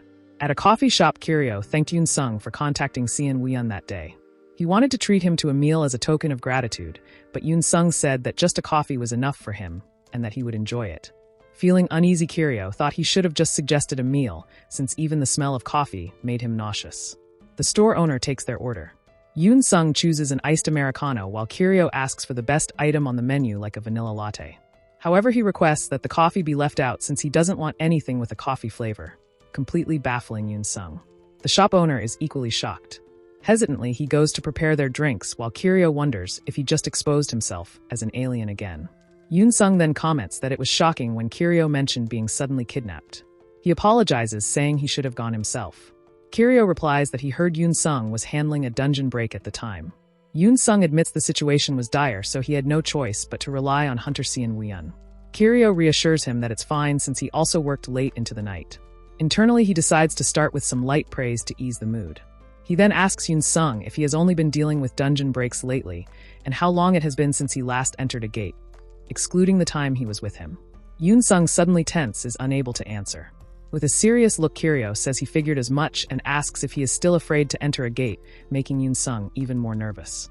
Yoon Sung admitted that returning was still difficult for him, just as Kirio expected. Suddenly facing a high-level monster, being betrayed by a trusted companion, and experiencing the fear of near death. For a college student just over 20, it must have been an overwhelming trauma to overcome. But Kirio tells him that he can't always rely on him as his only support as an F-rank hunter. He needs to start building his own team again or prepare to work as a solo hunter. When Kirio asks if he understands, Yoon Sung pushes down his nervousness and nods. Kirio notices Yoon Sung suddenly looking down and wonders if he thinks he wants to cut ties with him. But Kirio isn't foolish enough to abandon him, so he suggests that Yoon Sung train with him, completely catching him off guard. Kirio offers to help him with skill usage and mana control, and Yoon Sung is thrilled by the idea. As he sets down his cup, Kirio feels satisfied with how easily he drew him in. Then he suggests that since they're already on the topic, they should head to a suitable gate right away. Not long after, they find themselves in a dungeon. But everything is going according to Kirio's plan. They have arrived at the D-rank Gate Maximus Shrine near the cafe. The drop rate of magic stones is terrible, making it an unpopular gate. In other words, it's the perfect place for training. Kirio decides this spot is ideal and wants to check Yoon Sung's awakened attribute, which he claimed was defensive. He instructs Yoon Sung to show him his main skill first. He agrees but feels a bit nervous about demonstrating it in front of Kirio. He releases his mana energy, forming a shield around his body, and forcefully slams it down with his armor. The shield of protection activates, generating a mana barrier in front of him. The more mana he consumes, the larger the barrier becomes. Yoon Sung asks how it looks. At first, Kirio is confused and questions why the shield only blocks the front. Yoon Sung explains that's just how the skill works. It has been that way since he first awakened. Kirio likens it to watching a chimpanzee use a knife for the first time and wonders where to even begin teaching him. When Kirio tells him the skill needs to protect not just the front, but all directions, Yoon Sung looks completely lost. Kirio explains that the shield should wrap around his body like a glass dome. When Yoon Sung tries, he manages to increase the size, but the shape remains unchanged. Frustrated Kiryu sees him as utterly clueless and demands he try again. He instructs him to visualize his core as the center of the skill and spread his mana outward like a crystal ball. Yoon-sung hesitates, unsure if he is doing it correctly. Kiryu tells him to stop overthinking and focus, warning him not to lose the image in his mind. Yoon-sung nervously agrees. From then on, Yoon-sung continues training under Kiryu's guidance. The process is grueling for both of them. However, after 20 minutes of intense effort, they finally see results. Yoon-sung excitedly exclaims that it's working, but he is unable to move, and the barrier slowly starts breaking apart. Kiryu reassures him that it's fine. He will improve with practice. At least he succeeded once. Once he hones his control, he will be able to create a shield with no blind spots. Grateful, Yoon-sung thanks Kiryu, admitting he never imagined he could use his skill this way. Kiryu replies that a skill's true potential ultimately depends on the user's mindset. In reality, mana is heavily influenced by the user's mental state, so those with a slightly arrogant and confident personality have a higher chance of becoming great spellcasters.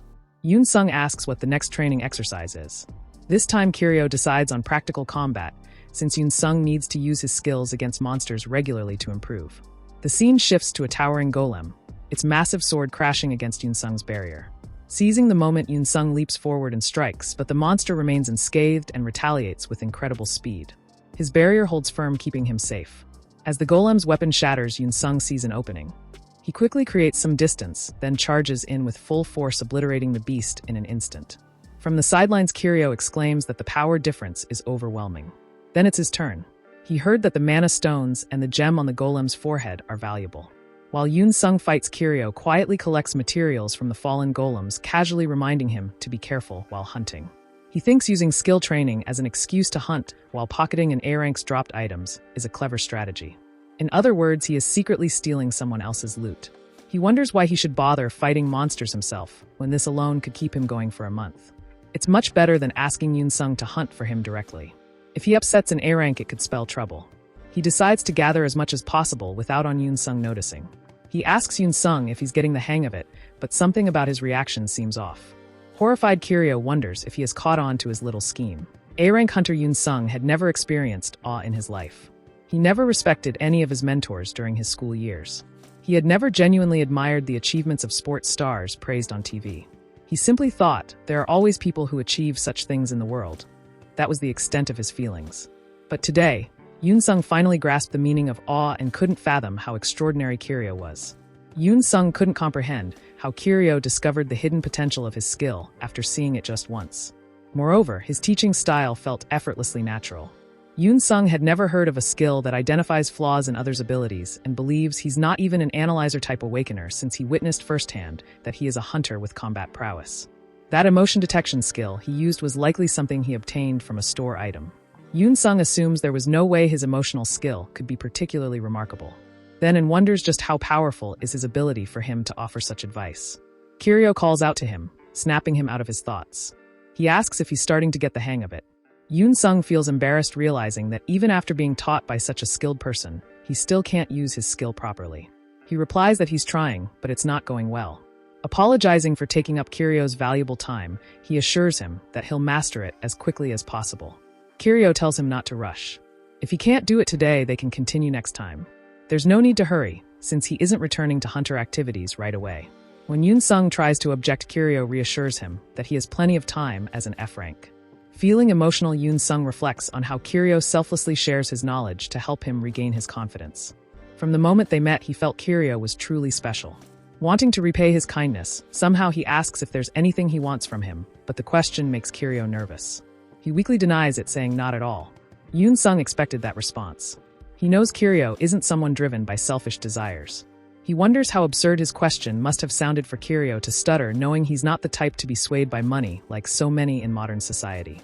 Yoon-sung once thought he could achieve anything after awakening as an A rank, but now realizes he can't even properly express his gratitude. He assures Kiryu that he won't overdo it today and decides to wrap things up. As they head out, Yoon-sung resolves to train diligently under Kiryu to build his strength. Someday he is determined to repay him by being of help. Kiryu, feeling nervous, recalls telling him he didn't want anything. He wonders if Yoon-sung suspects something but quickly dismisses the thought. Yoon-sung seems completely uninterested in taking advantage of him. So perhaps to an A-rank hunter this is nothing more than a 10-1 coin. If that's the case, Kiryu thinks C-rank or B-rank gates might be worth looking into. Just selling today's spoils will be enough to cover his rent. He decides to treat himself to some gukbap later.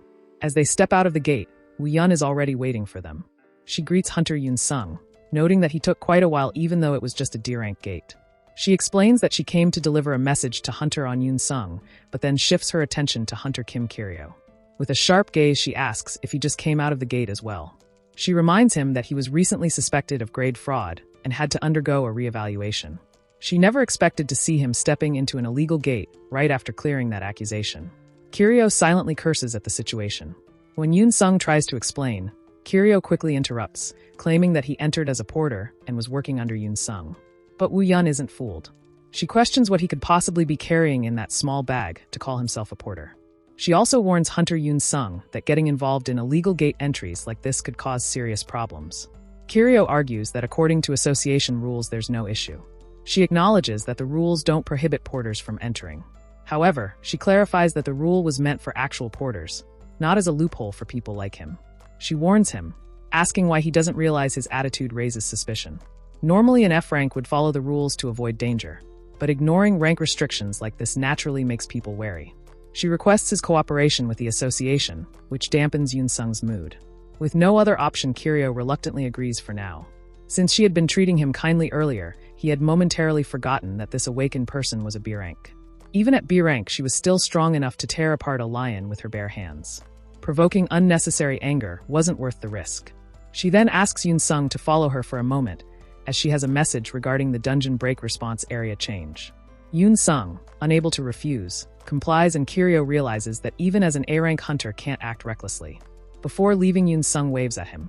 With that, Kiryu knows his current money-making method is no longer an option. He walks away thinking there's nothing more he can do now. But he already has a backup plan, having anticipated something like this. As he departs, Woo-yun silently glances back at him. The next day, Kiryu was looking at something on his phone since, lately, it had become a habit to gather hunter information as soon as he woke up. He had also completed analyzing this item, as it was no surprise there hadn't been any information on it until now. This bracelet first emerged in that X-level dungeon. He kept it just in case Jong Haezong contacted him again and wondered if he should give up at this point. The magic tool he had treasured finally looked worn out for the first time today for some reason. He decided to head out at a steady pace. The experiment he was conducting today was somewhat dangerous. After that, he arrived at the location and had put on his shoes. He wondered where he was now. Suddenly, he discovered what he had been searching for, a low-risk F-rank gate. Gates are categorized into blue and red gates. This was a blue gate supposedly without a boss. In the vast field surrounding the gate, small monsters kept appearing. If he eliminated a set number of monsters, the gate would close. He had come here today to hunt. This place had relatively unrestricted entry. He considered earning some living expenses by hunting F-rank monsters suited to his level. Kiryu shielded his eyes from the glaring sunlight and stood inside the gate that resembled a lush forest. In front of him, several goats grazed on the grass. They were broken mountain goats, their cries resembling a shattered violin. He took out a tube filled with green liquid, thinking it appeared mild on the surface, but was a formidable monster vying for the top ranks among F-class. He started drinking the liquid from the tube, assuming it would yield a good amount of money. As his magic power surged, he sensed an aggro that was impossible to ignore. He conjured a fireball on his fingertip, muttering that it had finally noticed him. Locking onto the broken mountain goat, he remarked that it was too late since his spellcasting speed surpassed anyone on Earth. He then launched the fireball forward, declaring, "Turn to ashes, little monster." As the fireball neared, it gradually began to fade. After traveling a little farther, it completely vanished, leaving only a faint scorch mark on the goat's head. The monster grew furious, releasing steam from its nose. The goat charged at Kiryu, leaving him completely terrified. He immediately started running, knowing this would happen with his F-rank magic power. When he looked back, the goat had gotten even closer, making him scream in fear. He couldn't believe how fast it was. He ran as fast as he could with just a little more distance left to cover. As he sprinted, the monster was about to bite him, but he barely dodged it by escaping through the gate. Nearly collapsing from exhaustion, he felt like he had barely survived. He turned back to check the gate, making sure the creature wasn't following him. Realizing his own condition, he admitted that his magical state was worse than he thought. On top of that, his lung capacity was terrible. Just a bit of running had left him completely drained. Suddenly, someone called out to him. He turned around and saw a man commenting on how long it had been, but he didn't recognize him. When Kiryu asked who he was, The man realized Kiryu didn't remember him and asked if he was still active as a hunter. He reminded Kiryu that they had earned their hunter qualifications together and entered a gate, where he had been the team leader back then, but Kiryu couldn't even recall a vague memory of him. He thought that if this man knew the original Kim Kiryu, he shouldn't speak recklessly. The man listed several names and asked if he was one of them. Kiryu corrected him, saying his name was Kim Kiryu. The man then started sharing stories, which left Kiryu puzzled, making him think this earthling talks too much. But the man tells him not to claim he's soloing. Kiryu agrees since he only came for a quick hunt. The man reminds him that he had promised to speak casually with him. But Kiryu couldn't remember anything like that. Kiryu apologizes for being forgetful lately and decides to drop the formalities. He finds it uncomfortable but can't just walk away. His failed possession magic left gaps in his memory, and this earthling might be the key to filling them. Since they've already met, Jae-hyun suggests teaming up for the day. He explains that going solo is tough, and that his team just happens to have an open spot. Pointing ahead, he asks if Kiryu sees that group over there, and adds that they're the ones he's currently working with. The one with the axe is their team leader, a D-rank hunter. No wonder he looked the strongest among them, Kiryu thinks. Jae-hyun tells him that if he agrees, they can enter the gate right away.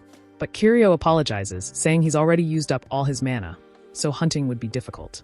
He's even taken today's mana booster. Jae-hyun reassures him that it's fine since he wasn't looking for a hunting partner anyway. Kiryu is confused, so Jae-hyun clarifies that the person who canceled today's schedule was their porter. The team was worried about carrying their backpacks themselves, so he asks if Kiryu could help out as a temporary porter for the day. Kiryu is thrilled when they mention they will reward him generously. He thinks that if it's just carrying supplies, it wouldn't be a bad idea to observe how a typical hunter team operates while Jae-hyun remains unnoticed wearing a sinister smile. After that, they stood inside the gate facing a rhino-like monster restrained by a red-colored substance. Their leader drew his weapon and cautioned them to stay alert. The monster grew even more enraged, shattered the stones that had held it captive, and charged at them with immense speed. However, the hunters swiftly readied themselves using their abilities. One of them summoned tree vines to obstruct its path, while another hurled a whip-like weapon to ensnare its neck. The monster collapsed to the ground, immobilized by their combined efforts. Their leader leaped into the air, weapon in hand, and delivered a decisive strike, while Kiryu observed the battle from the sidelines with amusement. Finally, the rhino-like monster was vanquished, and they celebrated their victory, while Kiryu observed that this team had remarkable coordination. They diverted the target from the front, lured it and then restrained it from behind with spellcasters, before delivering the final blow. For him it was simple yet effective, almost like watching adept primitive hunters bring down a mammoth. Kiryu assumes that with this level of skill they can handle most F-rank monsters, and they decide to seal the gate now. The team leader tells him to pass over his backpack, saying he will take it from here. The leader remarks that he saved them since who would have expected the irresponsible porter to cancel at the last minute? He adds that he likes him, saying he thought Kiryu would wear out quickly since he is so skinny, yet he carried that load effortlessly. Even so, he had already intended to be generous since Jae-hyun knew him, but now in even higher spirits he began counting a wad of cash before the eager Kiryu. He urges him to accept the money, but Kiryu says it seems excessive for a porter's pay. The leader assures him that since he filled in on such short notice, he deserves a bonus. Kiryu believes he has earned his loyalty now. Then, the leader asks if Kiryu is available tomorrow. He explains that they have another F-rank gate scheduled, but no porter, as finding someone new would be troublesome. More importantly, he adds that he would really like Kiryu to take the job while glancing at the bracelet on his wrist. After that, the scene shifts to a hotel, where they talk about the item on Kiryu's wrist, an X-rank gate artifact that Jae-hyun was completely certain about. He says the bracelet's details were only made public yesterday, and questions how counterfeits could already be on the market. The leader remarks that the guy looked like a total beggar, and Jae-hyun says that bracelet alone would let them take it easy for a while. In the world of hunters, some abandon the challenge of facing dangerous, ferocious beasts and instead set their sights on easier prey.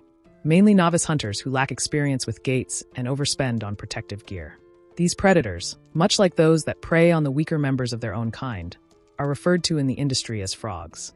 Even worse, their crimes extend beyond mere extortion, often escalating to sadistic killings. The next day, Kiryu sits on a bench unsettled by something that has been weighing on his mind since yesterday. When a message pops up on his phone, he notices no one else has arrived and wonders if he came too early. When he spots Jae-hyun, it feels like he is on the verge of recalling something. Suddenly, someone calls out to him. It was the same party he had previously hunted with. Kiryu asks if he is certain he will pay the same amount as yesterday, and he confirms it. Since he pulled out freshly minted bills, and the gate is just around the corner, they decide to head in immediately. In the dungeon, they had defeated a monster, and were moving forward while the ground was covered in lava. Kirio asks Jae-hyun if this F-rank blue gate has 2 bosses, and he confirms it. Kirio thinks that typically gates collapse once the boss is defeated, but if someone is still alive inside, the gate won't close. If he had more time, he'd like to thoroughly investigate how gates function, but for now he focuses on the task at hand. Since he can earn this much just by working as a porter, he won't have to con that kind-hearted guy anymore.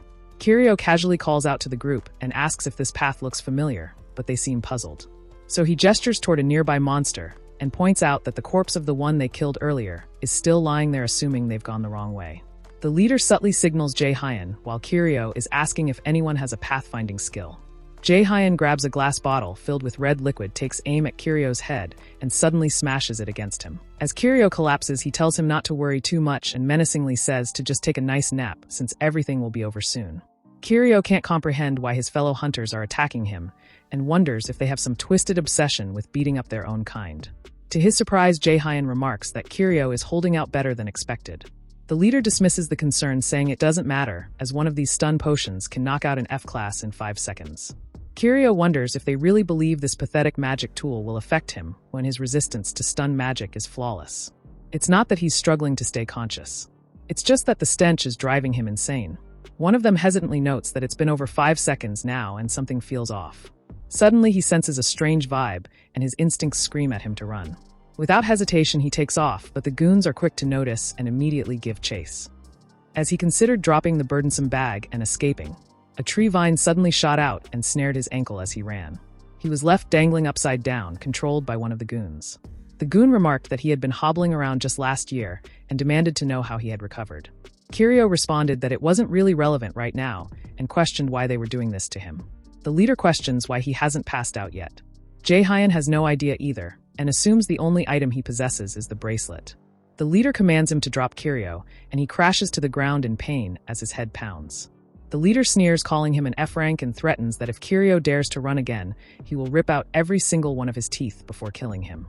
Kirio surrenders, asking if he can at least understand why this is happening to him. When he looks up, he notices them fixated on his wrist and realizes the bracelet is peeking out from his sleeve. As he moves his hand to the right, their gazes follow, and when he moves it to the left, they shift again. He asks if the bracelet is the reason and realizes that's why they were trying to knock him out. According to Pixawiki, this bracelet can block damage twice. It can nullify any attack without limits, even strikes from S-rank monsters up to 2 times. The very equipment he wore for protection has ironically put him in danger. He realizes that if handing over the bracelet was enough to resolve the situation, he would do it, but these guys plan to kill him and seal the gate to erase all evidence. The leader threateningly demands Kirio surrender the bracelet, immediately saying he might consider sparing his life if he complies. Kirio yells at them to stay back before he expends both charges. He thinks at the very least this will ensure his survival for now. If they so much as lay a hand on him, it'll likely be considered an attack, and once both charges are depleted, the bracelet will be nothing more than a useless trinket. But at this rate, they will remain locked in a stalemate. He calls out to Jae-hyun, pleading if he can just let him go. Kirio promises that if he is spared, he will keep today's events a secret. He isn't seriously injured, so what could he even report him for? But Jae-hyun finds it absurd, since what if he starts running his mouth the moment he gets out? Kirio asks if it was that obvious. The leader furiously calls out to him and suddenly kicks him in the face. Grabbing his collar, he demands to know if he's messing with him. Being an F-rank and using such high-quality gear is seriously ticking him off. He starts pummeling his face and dares him to activate it. He warns that the moment the item's protection wears off, it'll be his funeral, while the others stand by and watch him get beaten. Kirio suddenly tells him to wait a second and promises to hand over the item, begging him to stop for now. He tells him he should have done that earlier. As his hands tremble, Kirio wonders if this is what it means to be an F-rank. He feels the weight of violence and mockery and realizes how painful it is to be weak. But if he hands this over to them, it will be the end, and he fears it might also be the end of his life. At that moment, someone began running towards them. The leader heard the footsteps and wondered who had barged in. Suddenly, he was shocked, and no one could believe how that person was there. It was none other than Yoon Sung. 30 minutes earlier, Kirio had been texting with Yoon Sung, who felt relieved that despite losing his value, Kirio still treated him the same. But to Kirio, he was nothing more than a tool to access high-tier gates. After the last incident of unauthorized entry, Kirio had assumed he wouldn't come looking for him again. But Yunsung believes he is already dedicating his valuable time to improving himself and wonders if Kiryo is the noble person he was destined to meet. He must give this to him when they meet later. 20 minutes later, Yunsung is still waiting for Kiryo. He checks the time and questions if he's running a bit late since it's been some time since Kiryo entered. He remembers that Kiryo had mentioned going to an F-rank gate and it shouldn't normally take this long. He wonders if an abnormal mutation could have caused the gate's rank to rise unexpectedly. He assumes that's probably not the case. Afterward, he stands before the gate, but decides to go and investigate just in case. He enters the dungeon and scans his surroundings. His worries fade since it's just an F-rank gate, and he assumes the monsters have already been cleared. Then he searches for Kiryo. Suddenly, he snaps his head around at the sound of something. He dashes in that direction, realizing it's Kiryo. When he comes to a halt, he is stunned by the sight before him as the goons are mercilessly beating Kiryo. They all freeze in shock upon spotting Yunsung.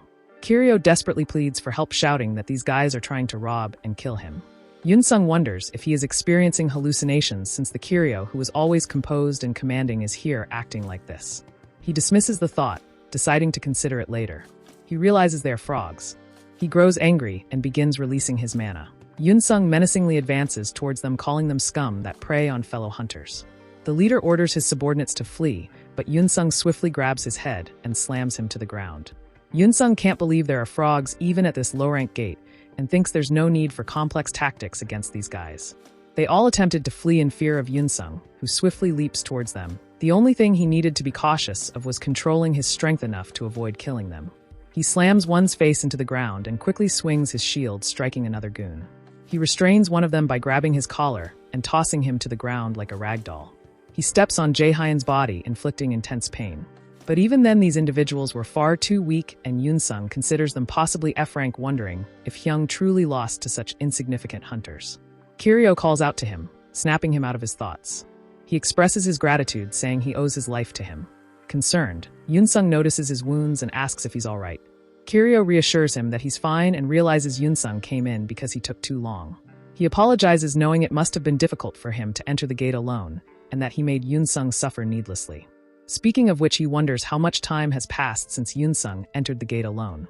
Normally, just hearing the sounds from the gate would have terrified him. Yunsung had been anxious, fearing Hyung might be in danger due to the gate's mutation. Suddenly, he questions whether all of this was part of Hyung's plan. Kiryo decides they should leave the gate first, and once they do, they need to report these people. He then wonders why he didn't realize sooner that Hyung showed no signs of shock even after being attacked by fellow hunters, as if he had foreseen it. Or is he just overthinking it since there's no reason for Hyung to create such a scene? Kiryo then tells him that if his awakening level had been higher, he would have undoubtedly teamed up with him. Kiryo explains that being strong is important, but more than that, Yunsung had the courage to step up and save others, and hunters like him are rare. Kiryo hoped he would recognize how exceptional he is, which leaves Yunsung speechless. As he replays Kiryo's words in his mind, tears start streaming down his face. Looking back, he realizes the reason he couldn't form a new team until now and remained stuck for so long was because of that incident. As a defensive awakener, he failed to protect his teammates, which made him avoid interacting with new hunters. But now he was forced into a situation where he had to save someone he knew who was in danger. He wonders if Hyung intentionally created a scenario similar to that time to help him experience success. He becomes convinced that everything was part of Hyung's plan, calling him to this gate from the very start, and even allowing himself to be attacked by low-level awakeners. Those wounds he sustained were all for the sake of the act to find someone willing to go this far for others. Yunsung asks why he always looks out for him, but Kiryo doesn't understand what he means, so Yunsung brings up how he guided and helped him. Kiryo simply replies that he's a good kid, and that's all that matters, which deeply moves Yunsung as they begin leaving the gate. As they finally step outside, he asks Yunsung if he can report them on his behalf, and Yunsung agrees. Kiryo apologizes, but decides to start training tomorrow since he needs to head home now.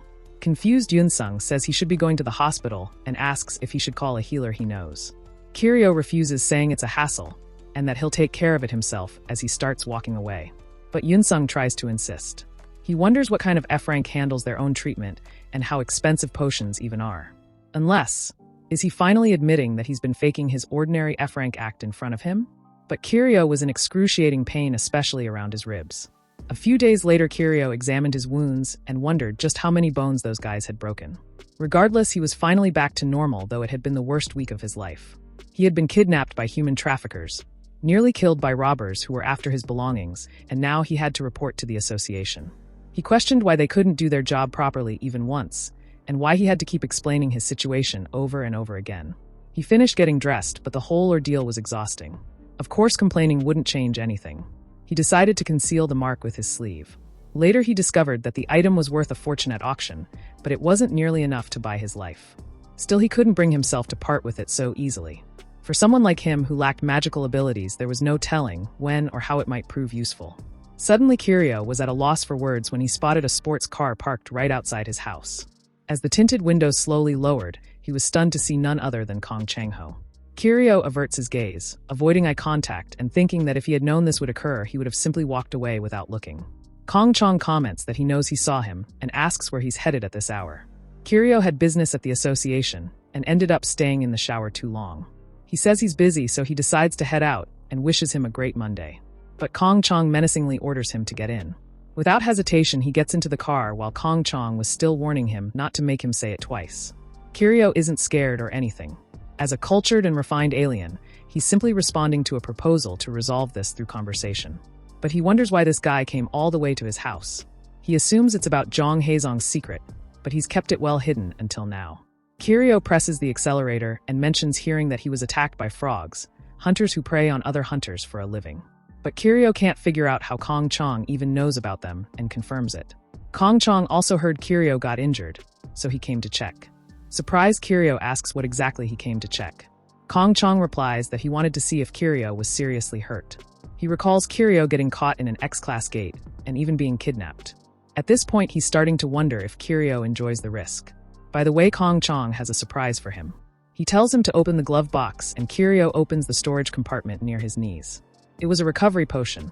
Kong Chang notes that Kirio probably doesn't need it right now, but since he brought it anyway, he might as well take it.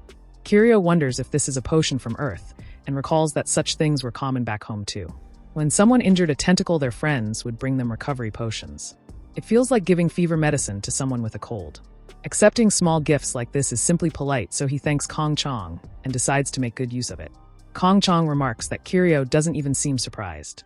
Internally, Kirio disagrees. He's actually quite surprised that someone like Kong Chang would suddenly do something nice, but there's no way he's risking drinking it. Instead, he takes it for research, since who knows if it's been laced with something suspicious? As they arrive, he tells Kong Chang they're here and tells him to get out. Kong Chang asks if he didn't say he had business at the association. Kirio never expected him to actually drive him here. He assumed Kong Chang had some other errands for him to run. Kong Chang assures him he just stopped by to check on his condition today. Kirio unfastens his seatbelt, and Kong Chang warns him not to die doing something reckless. Kirio appreciates Kong Chang-ho's concern, but questions why he is being so thoughtful given that he just said he would kill him if he didn't take care of himself. Kong Chang responds that he is interested in fostering talented hunters in Korea and sees potential in Kirio, so he prefers not to harm him. Kirio assumes he is asking him to keep the Zhang Heizong matter a secret. Kong Chang tells him to carry on and decides to meet him again sometime. As Kong Chang drives away, Kirio is left bewildered by his behavior and sees him as a devoted patriot. But he also questions whether an awakened who wouldn't hesitate to kill their own kind for personal gain could truly have such noble intentions. Above all this is what Kirio is most intrigued by.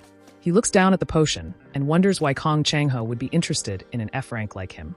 He believes the answer to this perplexing question will one day reveal itself by chance. Sometime later, Kirio is stunned to see an online post detailing horrifying crimes and how the motive behind serial killings often stems from the desire for enhancement. He wonders if this could really be the reason. According to a site where Earthlings classify magical skills, greed enhancement is a skill that allows one to kill the strong and steal their abilities. Kirio questions whether he is simply overthinking by associating Kong Chang-ho with this after reading the article. He takes a moment to reflect on Kong Chang-ho's actions. First, he once offered him a hunter activity sponsorship. Second, he was particularly concerned about promising domestic awakened being recruited overseas. Third, he advised him not to die. And when he pieces all of this together, he suddenly envisions Kong Chang strangling him to death and frantically reassures himself that this isn't the case. He regrets ever catching the attention of that S rank in the first place. But now there's only one choice left. He must deal with this useless F rank body immediately, either by transferring his soul to another corpse or repairing his lungs. A few hours pass, but that's just how research works. Just because he has made up his mind doesn't mean results will appear instantly. He reincarnated to take a break, and wonders, so why is he still working even after being reborn? Suddenly his phone rings. It's an unknown number. He answers but is confused when no one responds and asks who it is. It turns out to be Wu Yun. She apologizes but asks if they can meet tomorrow. Later, Wu Yun apologizes again for the sudden request, saying she feels this is something that should be discussed in person. Kirio assures her there's no need to apologize. Though he finds calls from the association almost always troublesome, he does owe this B rank a favor and decides to at least hear her out. She tells Kirio she needs his analytical skills and asks if he could assist her with some work for about 2 weeks. He asks if she wants him to appraise some items. Wu Yun denies it, explaining that it's for a case where they're working with the police. The culprits left traces at a certain gate, but no one can interpret them, causing the investigation to stall. They even brought in a national appraiser, but it led nowhere. Since all the high-profile cases are monopolized by overseas firms or major guilds, the remaining field appraisers have only limited expertise. In short, Kirio realizes she is asking him to investigate the gate. She confirms this, saying she thought he might be able to produce different results. After all, he even cleared the Tower of Magic's maze, and he is the only appraiser she knows who isn't affiliated with an organization. Kirio acknowledges that bringing in an appraiser from a private company would be difficult. Wu Yun apologizes again, explaining that they can't offer much compensation due to budget cuts since the subsidy for appraisal fees has been reduced, making it nearly unpaid volunteer work. Confused, Kirio asks what volunteer work means. Wu Yun quickly reassures him that she understands it's an unreasonable request, but still asks if he could help them since she once helped him. However, she immediately apologizes for mentioning that, which leaves him puzzled. She says rescuing kidnapped people is simply the right thing to do, so bringing it up here feels unnecessary. She offers to personally cover the cost if the payment isn't enough, and pleads with him to cooperate with the investigation. Kirio thinks this is the perfect opportunity to be a little shameless. Besides, isn't this her primary responsibility as an association employee? She often assists the police due to her tracking abilities, yet he still wonders why she is so deeply invested in this case. He asks if she will receive any kind of reward for capturing the culprit. Wu Yun replies that she won't gain anything, and explains that even so they have to do their best. After all, every case ultimately impacts someone's life. Kirio sees her as a pure and kind-hearted alien. Maybe it's because he has spent too much time under superiors who lacked morals or a sense of responsibility, but he is starting to see her in a new light. But that's beside the point. He reminds Wu Yun that she previously said she would even use her personal funds to commission him. Still confused, Wu Yun confirms it, and he immediately orders her to use those funds, now leaving her completely dumbfounded.